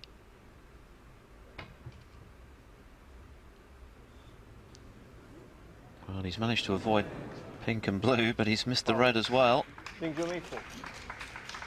Yeah, that'll go back as well. Got a feeling if he keeps playing the same shot, we could be here for some time.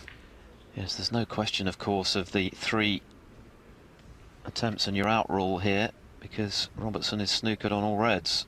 If he could see a red, then he'd only have 3 attempts, otherwise he'd be in danger of forfeiting the frame.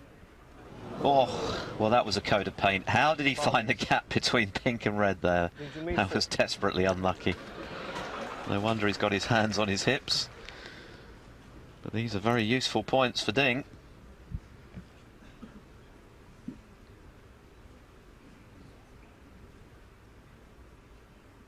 Take 5. Oh, good shot. And the crowd giving Robertson a deserved hand there, but he's left the red. That's the problem. Yeah, every credit to Neil for hitting that red. As you say, it took him 5 attempts. He's now 13 behind, but the key to this frame, as we all know, is going to be that red on the left side cushion. Can Ding just fashion an angle in the black here to attack it?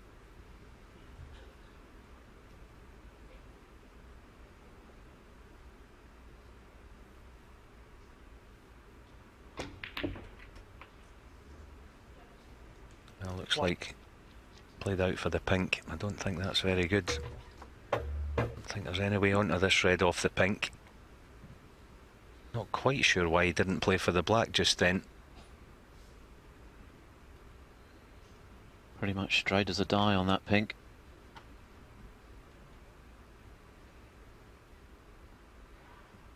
Deep screw back to the cushion. Oh, well, that was different. Very nearly leapfrogged the pink with a miscue. Somehow managed to pot it. He could try that another 1,000 times and he wouldn't get close. So no foul. I think Ding was just checking there. Worth seeing this one again. Well, John Virgo, the doyen of the trick shot, would have been proud of that. I think it hit the pink 3 times, didn't it, the cue ball? How did that manage to go in? Hasn't made a huge difference in terms of the likely outcome of this frame, because there's no position on the red. Ding trying to dig deep into the cue ball there to draw it back to the left rail. He does have a very useful 20-point advantage, however.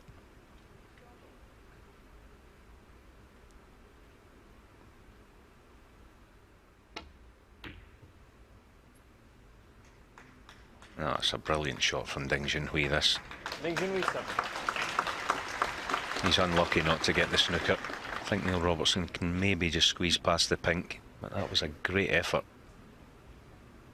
At first glance here, if he can see it, he may take this red on. There's no obvious safety. If he was to get it, it could be a frame winner.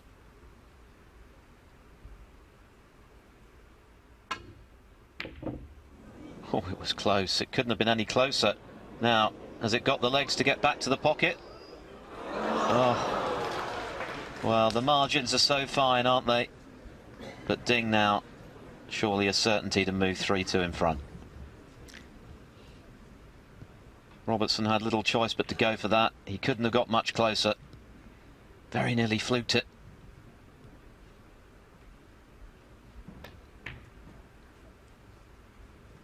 One.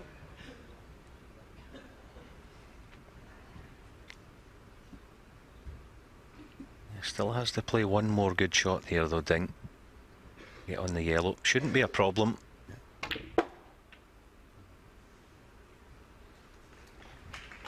It's just a little shorter than he would have liked for comfort, but this is frame ball, as you see.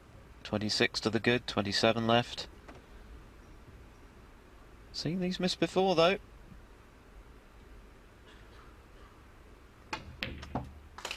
Not this time. Well, another dramatic frame that could have gone either way, swung one way and then the next. But it's Ding who's come out on top, it would seem.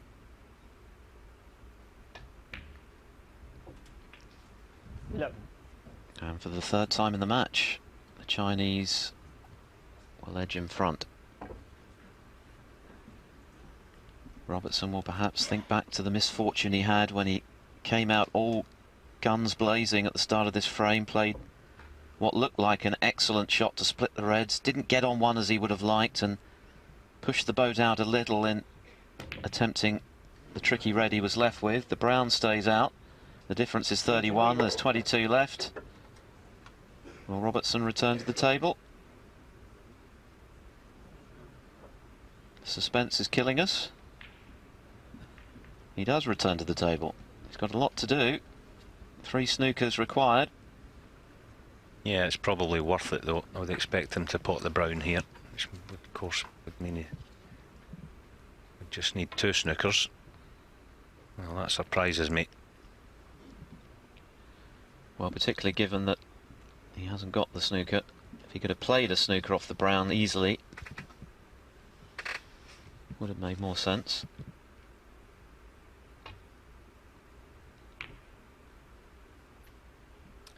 Yeah, getting 2 snookers is doable. Getting 3, well, you'll be lucky to win a frame from needing 3 snookers once or twice in your whole career. So, I say that was surprised that Neil Robertson didn't take the opportunity to pot the brown there. Looks to keep the brown on the table once again. And he's got the snooker. It shouldn't be that hard to hit. Little swerve from Ding. And he may have potted it. Close.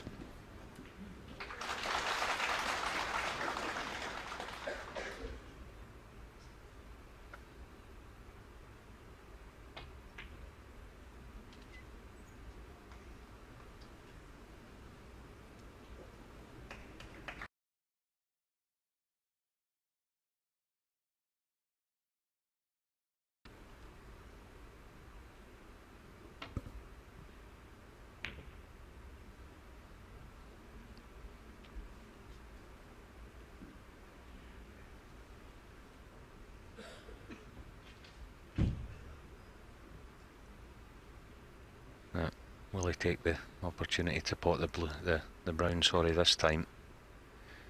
Well, once again he's refused it.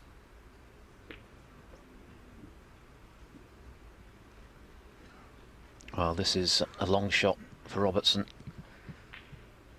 Perhaps still trying to get over, not winning the frame, which he looked likely to do when he was on that break of 36 and careering into the reds. And of course later he got that kick, didn't he? I'm just surprised that someone like Neil Robertson missing a trick like this. I mean, if he pots the brown, he needs 2 snookers. leave the brown on the table, you need 3, so go figure that one. Anyway, he's the man with the cue, it's his choice, but as I say, it makes sense to me to just get rid of the brown. He's had a couple of opportunities to do so, but as long as he needs 3 snookers, I think Junhui's never going to lose this frame, and that'll put paid to it. Well, I suppose 4. he would say easier to get snookers with more balls on the table. Ding's just produced a pretty spectacular one himself. Unfortunately, it's self-inflicted, but it shouldn't matter now. 35 points in front, 18 left, and that's some escape. Well, that's surely end of frame. It is. Terry Camilleri takes the balls out of the pockets. Ding Junhui for the 3rd time in this quarter-final then edges in front in what is a gripping battle with the world #1 Neil Robertson. 3 frames to 2. Ding leads. He needs 2. Robertson needs 3 for a place in the semi-finals, and we'll have frame 6 after the break.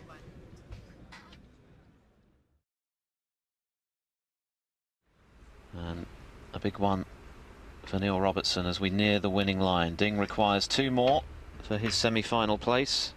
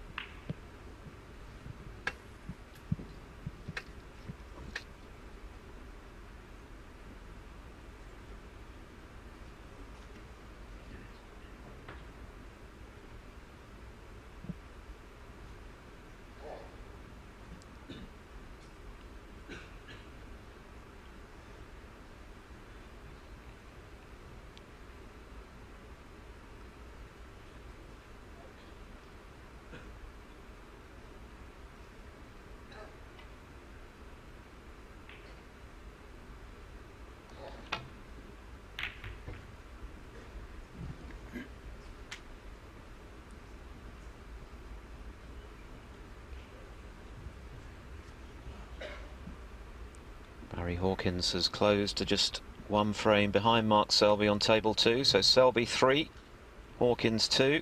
That match every bit as tight as this one.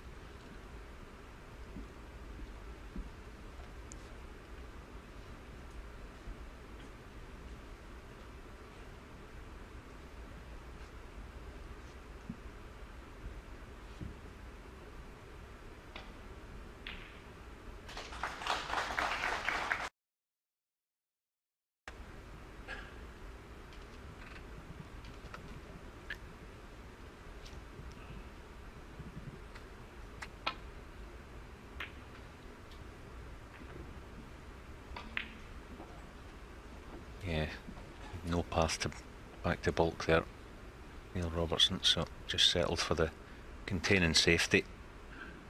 Then just the upper hand of this early exchange of frame 6.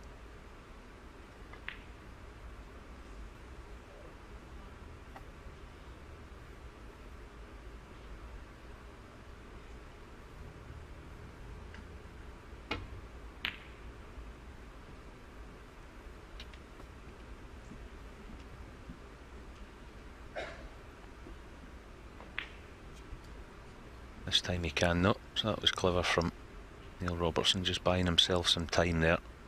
Can play the conventional safety this time.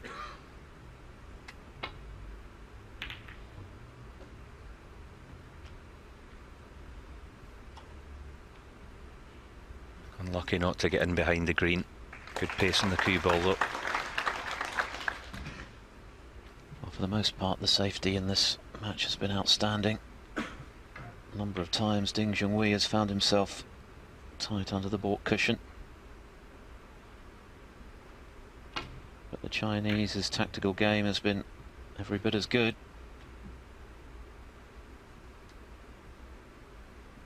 Yeah, another example of it. Quite deliberately playing the cue ball on the yellow side of the table there. It's going to give Neil Robertson 1 or 2 problems.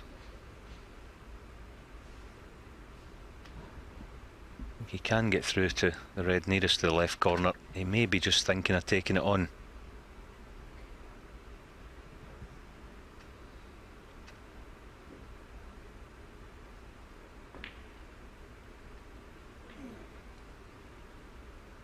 Yep, deciding on the deep screw. The wind on the left the picture. Decent effort. Now, has he done any damage? No, that double kiss has saved him. Yeah, so the red run past the cue ball. Could have been an easy start of a ding.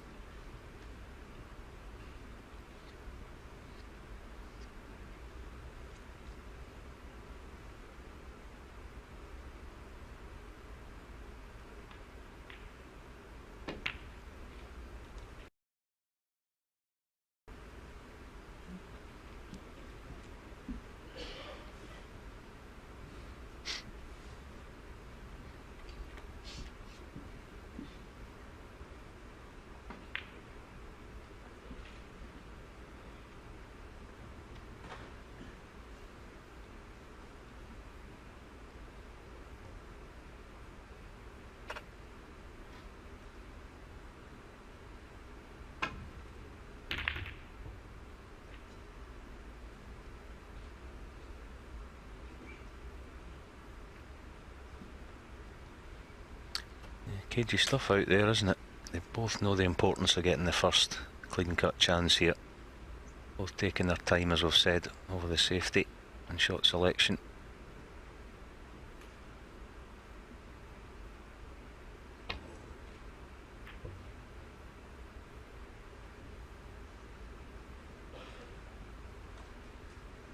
It's clever again from Junhui. Once again, cover the right edge of the pack of reds.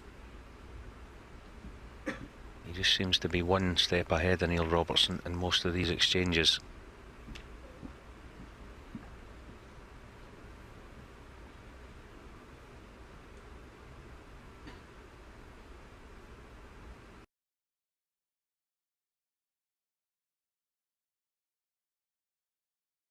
Now, if Neil Robertson has gotten away with that, no, sorry, fairly easy starter here to right corner, left corner, sorry.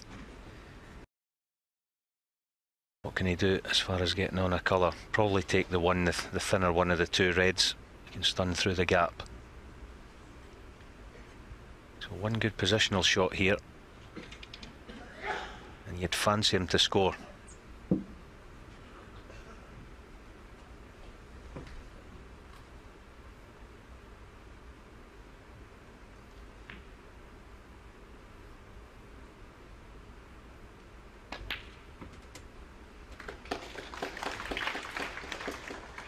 One.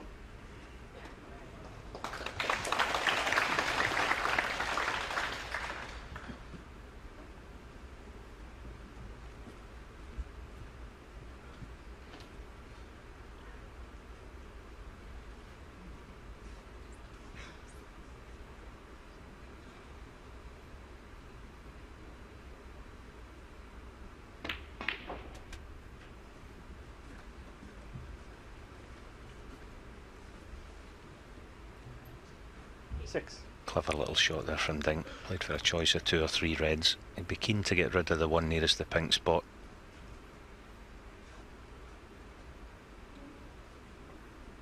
But no need to take that on just yet. Quite happy to work off the blue. That red top side of the table makes things a bit easier as far as break building's concerned.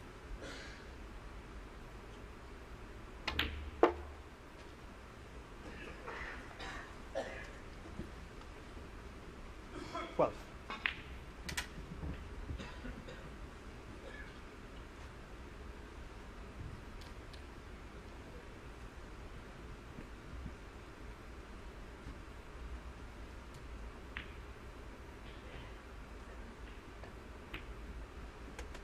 $13. Yeah. And now's his chance to attack that red, as I mentioned, just nearest the pink spot. That's the one he'll be tracking here.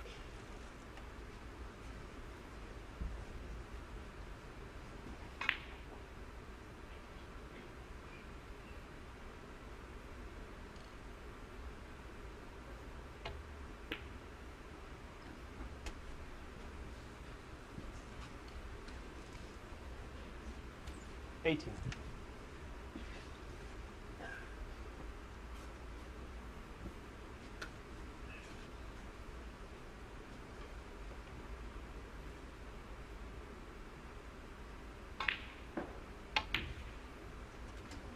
$19.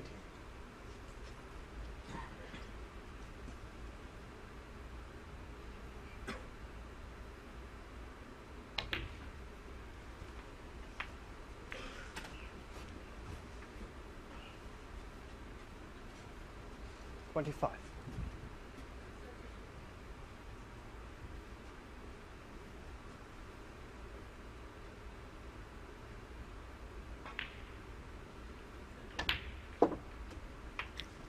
This is normally where Ding Junhui is so assured.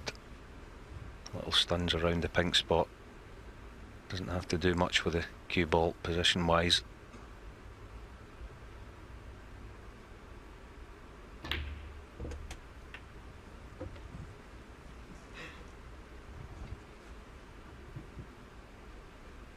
$32.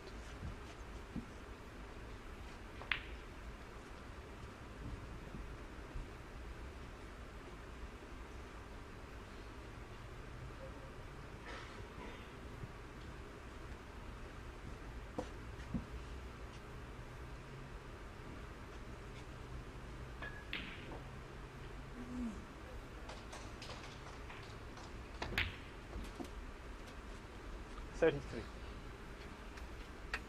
Well, this is a big frame in a match that's been so tight. Ding 3 times, getting the edge. And he knows this is a big opportunity to put some daylight between himself and the world number 1.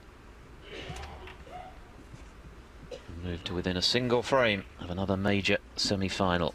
Already has triumphed in China, of course. His maiden ranking title came there way back in 2005 when he was still a teenager. 5 more ranking titles have followed, including the Masters. 40. The only major prize to have eluded him, of course, is the biggest of all, the World Championship. But when he plays like this, Alan, you kind of wonder why he hasn't won it. Yeah, he's certainly one of the favourites. He has been the last 5 or 6 years, hasn't he? Going to World Championships at the end of the season. It's not been a happy venue for him. Just one semi-final to show for his attempts there.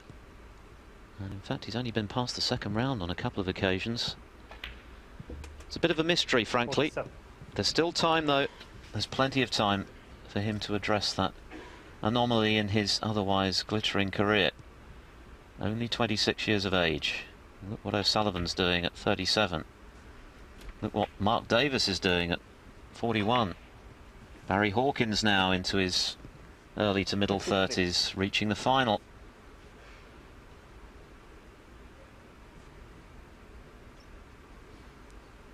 But at his best, this guy is one of the best.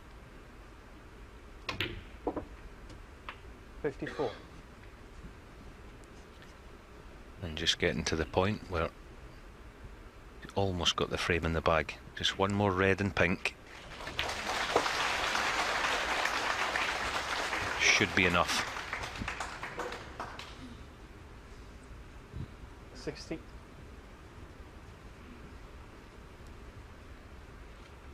Yep, there'll be 67 remaining after this red disappears.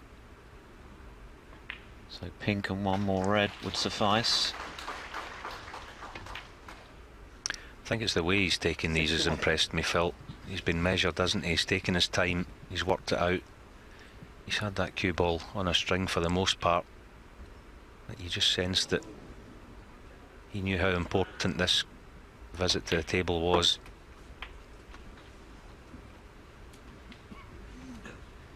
One more red will make 67. sure then.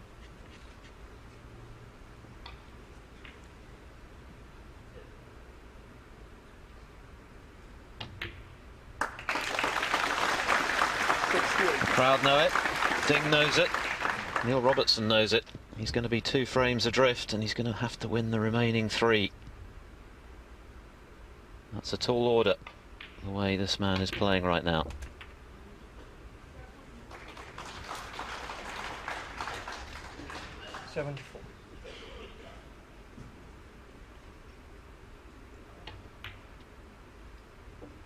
75.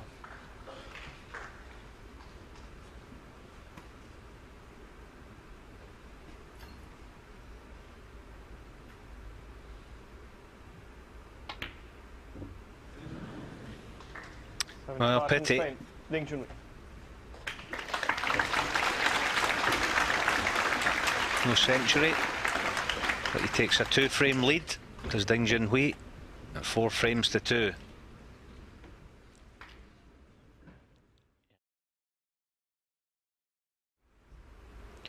Back underway then, Neil Robertson at the point of no return. He trails by 2 frames. He needs the remaining 3 if he's to keep alive his hopes of the Shanghai Masters title. Junhui has been at the top of his game today.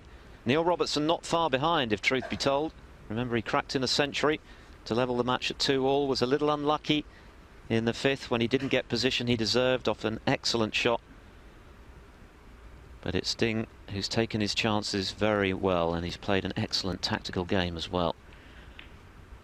And he's now just a frame away from defeating the world number 1 and moving into the semi-finals, where he will play either Mark Selby or Barry Hawkins. That's a tight battle as well. Selby with a 26-point lead in frame 6. He leads 3-2.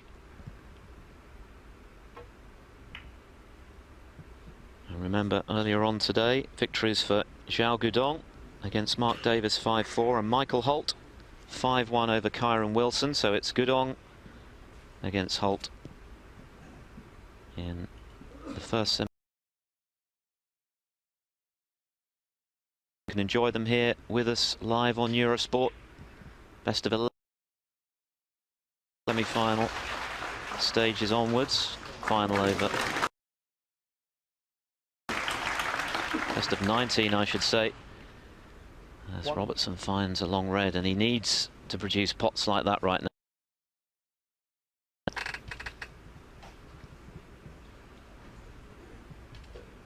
Yeah, he's unlucky where he's finished there, Neil Robertson. As you say, Phil, he's not played badly today. He's played his part in what's been a great match so far.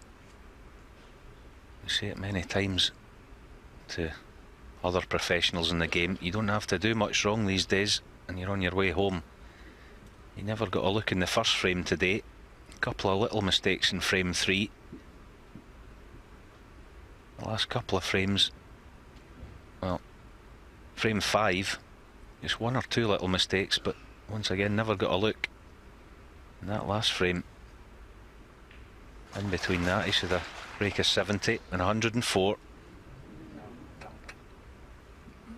Robertson won. He's just come up against a guy in top form today in Junhui so far.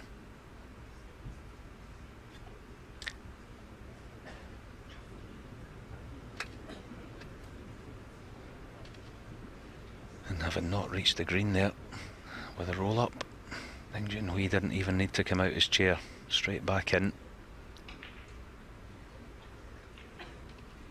Well, we talked about how important the tactical side of this match would be, Alan, at the outset, because we know what great break builders and potters these players are, and it's been at the very highest calibre, the safety, but you would say that Ding has probably just edged it. Yeah, that's a good assessment, I think, Phil. Not by much, but as I've said, it doesn't need to be by much at this level with 2 guys of this class. Good hit from Robertson. He will battle to the last ball, you can be certain of that. There's nothing wrong with the Aussies' temperament. Rock hard match player. This is a long way from being over. Many a time we've seen 4-2 deficits retrieved. We've seen a couple this week. Rob Milkins, remember, was 4-2 to the good against Mark Selby in the second round, only to be pipped in the final frame.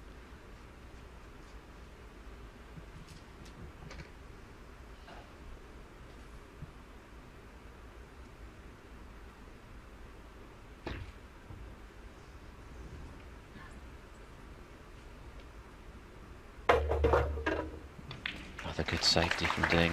Once again, cue ball very close to the baulk cushion. It's spent most of its time there during this match. Yeah, and Neil Robertson here can't really just send the red up and down the table. He's going to leave a red to left middle or the far corner if he does. That's the shot he's played, but as I say, regardless of how well he plays this, if Ding wants to take this red on, he can do it.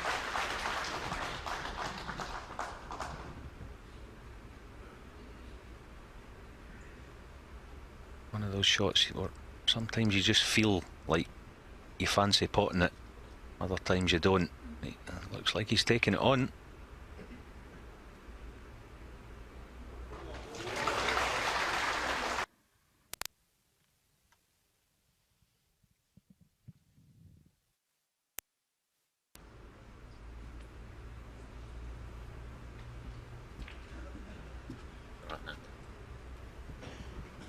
And then half chance for Neil Robertson. What can he make of it? Got to try and get himself back in this match quickly.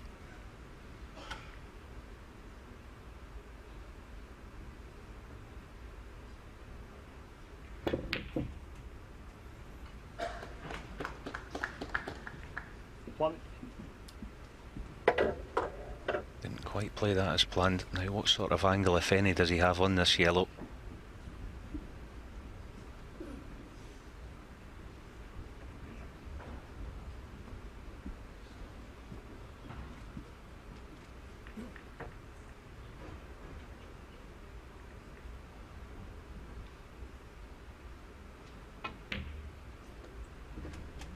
Yeah, you could see he could do very little. Couldn't have played that any better now. Still has a chance with this red. It's going to be cannon into the green. You just got to judge this well. Never quite sure where the cue ball's going to finish. 4. Well, anywhere but there, really.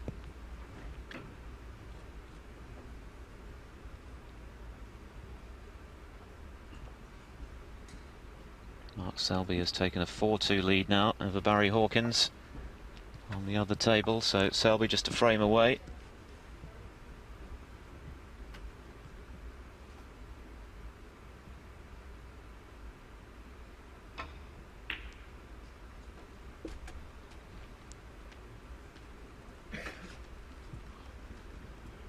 He's having a battle for these, isn't he, Neil Robertson? Black's tied up, pink's tied up.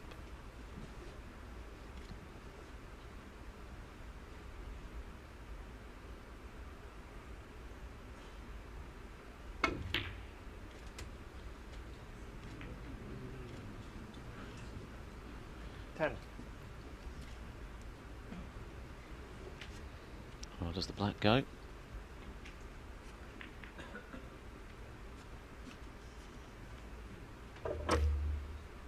I think it's virtually touching that red, isn't it? So it's just going to be a safety. He can play an attacking one though, up behind the baulk colours if he wishes. Quite a big target.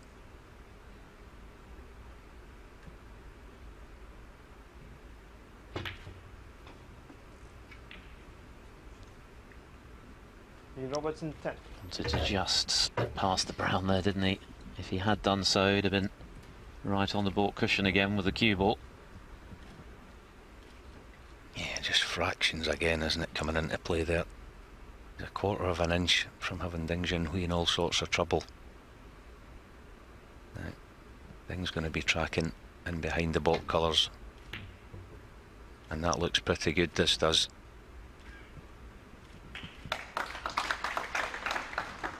Well, Brilliant. Ding hasn't hit more than 1 or 2 loose safeties in the entire match, and he's hit a lot of top class ones just like that. There's the bird's eye view that Robertson will have in a moment, and as you see, not much to go at.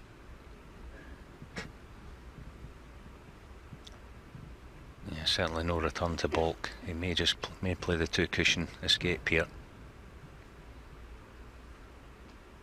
It's hard to see how he can even play the dump shot. He just has to avoid the cannon on the black here. Yeah, it's always going to be difficult, and he's left Ding an absolute sitter. Yep. Well, once again, Ding's superb tactical prowess has carved out an opening. It's the frame he needs, remember, to seal victory and a place in the semis. And he's got a good opportunity for a sizable break at least here.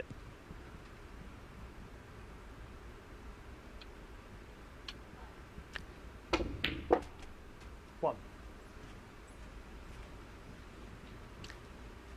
Yeah, if this match so far is anything to go by, you fancy Ding Junhui to make a sizable contribution here should this black go in.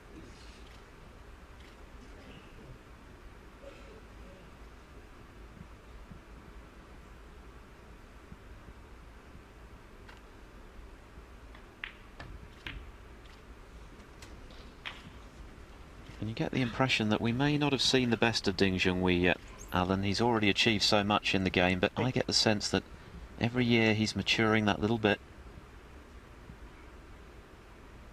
toughening up that temperament to go with the huge talent that he has. 9. He certainly looked very focused on the job here in Shanghai this week, coming through that nail biter against Sean Murphy, who played very well himself. Yeah, when he gets his head right, Ding Junhui, he's an absolute handful for anyone, isn't he? 16. Now, he'd like to just hold for the black here if he can.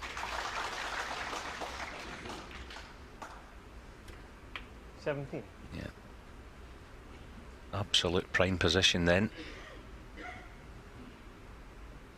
The lead is just 17 when this black goes in, but plenty of loose reds to go at.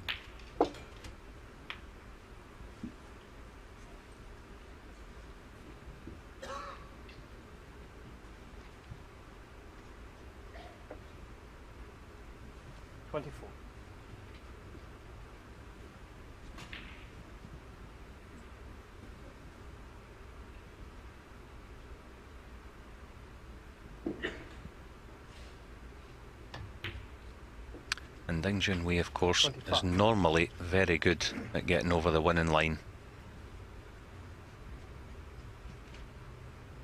Always the hardest frame to win of a match is the last one. As I say, he's usually so reliable.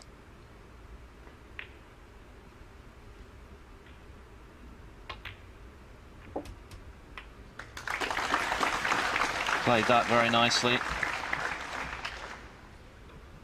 32.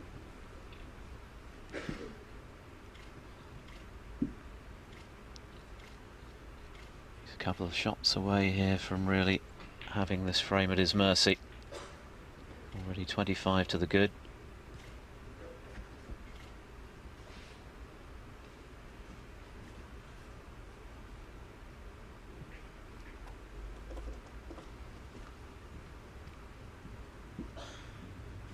I don't blame him for just taking his time here. It may look an obvious frame winning chance, but the reds are a little bit covering one another. He doesn't really want to take the one that takes him up top side of the blue, because then it can go wrong. That's why he's trying to convince himself that he can get this one.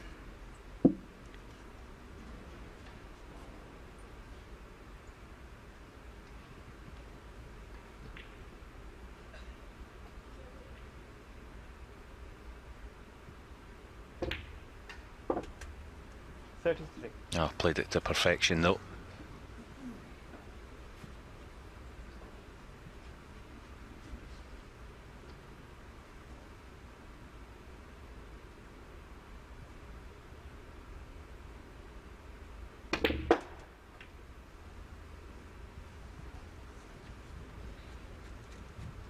All Neil Robertson can do 30. is sit and hope. That's the cruelty of snooker. And your opponents at the table, doesn't matter how good you are, you've got to sit and 39. suffer. Yep.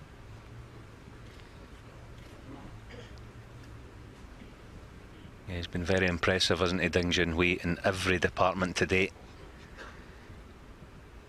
As I say, he's a real handful when he's in this kind of form.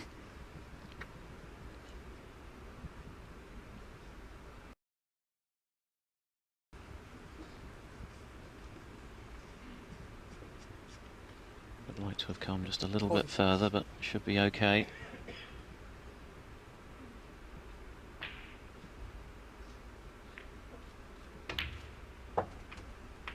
57. Making sure he gets the right side of the blue. He's absolutely in the zone out there. I think Neil Robertson will be fearing the worst. Yeah, he's had it on a string, hasn't he? The cue ball for the most part this evening. So there you see the 45-point lead, red-black. Should put him over the winning line. He hasn't played badly by any means, Robertson. 70 break, another more than 50. And of course that century as well.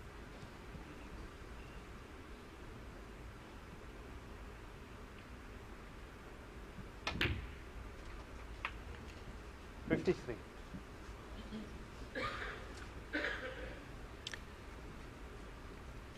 46 the lead then. Yeah, I'd like to have been a little closer to this black. This is effectively match ball because position obviously is automatic.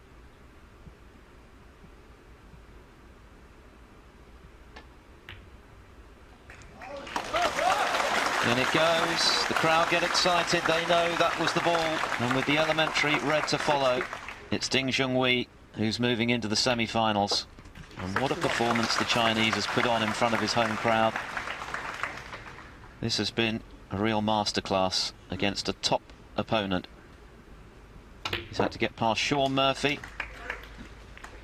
and now he's got past Neil Robertson. 68.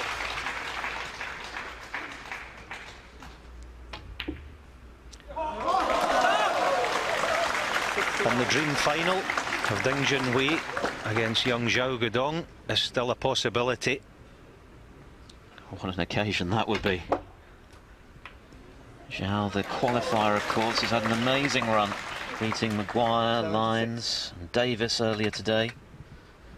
Now, only Michael Holt standing in his way of a ranking final. What a story that would be. Remember, this guy won a ranking final as a wild card, beating Stephen Hendry in the final for his first major success. And who would bet against him on this form, going to a 7th ranking 82. triumph this weekend. A lot of snooker to be played yet, but Ding is at the top of his game right now, and that's bad news for the rest of the field. Yeah, I say the dream final, of course, that's for the locals out here in Shanghai. I'm sure they would 87. love to see an all-Chinese final. Be quite a story, wouldn't it, Alan? Absolutely it would. He's carried the flag for so long now, hasn't he, Ding? Be nice to see another one up there challenging for the titles. And I'm sure he would like to see it too, because it would take a bit of the heat off him and a bit of the spotlight away from Ding. Has to deal with 96. so much pressure of being expected to win. But stand by for the century. 102. Number 312 in his illustrious career. He made 57 alone last season. This is his 12th of the campaign. What a way to round out victory. A terrific match. Neil Robertson graciously congratulates Ding. But that was a match full of high-quality snooker, and the tactical play was right out of the top drawer, and Ding polishing off a 5-2 victory over Neil Robertson in style with that century break. He is through to the semi-finals, where he will play either Mark Selby or Barry Hawkins. And on that form, he is going to take quite a bit of stopping. Congratulations to Ding Junhui.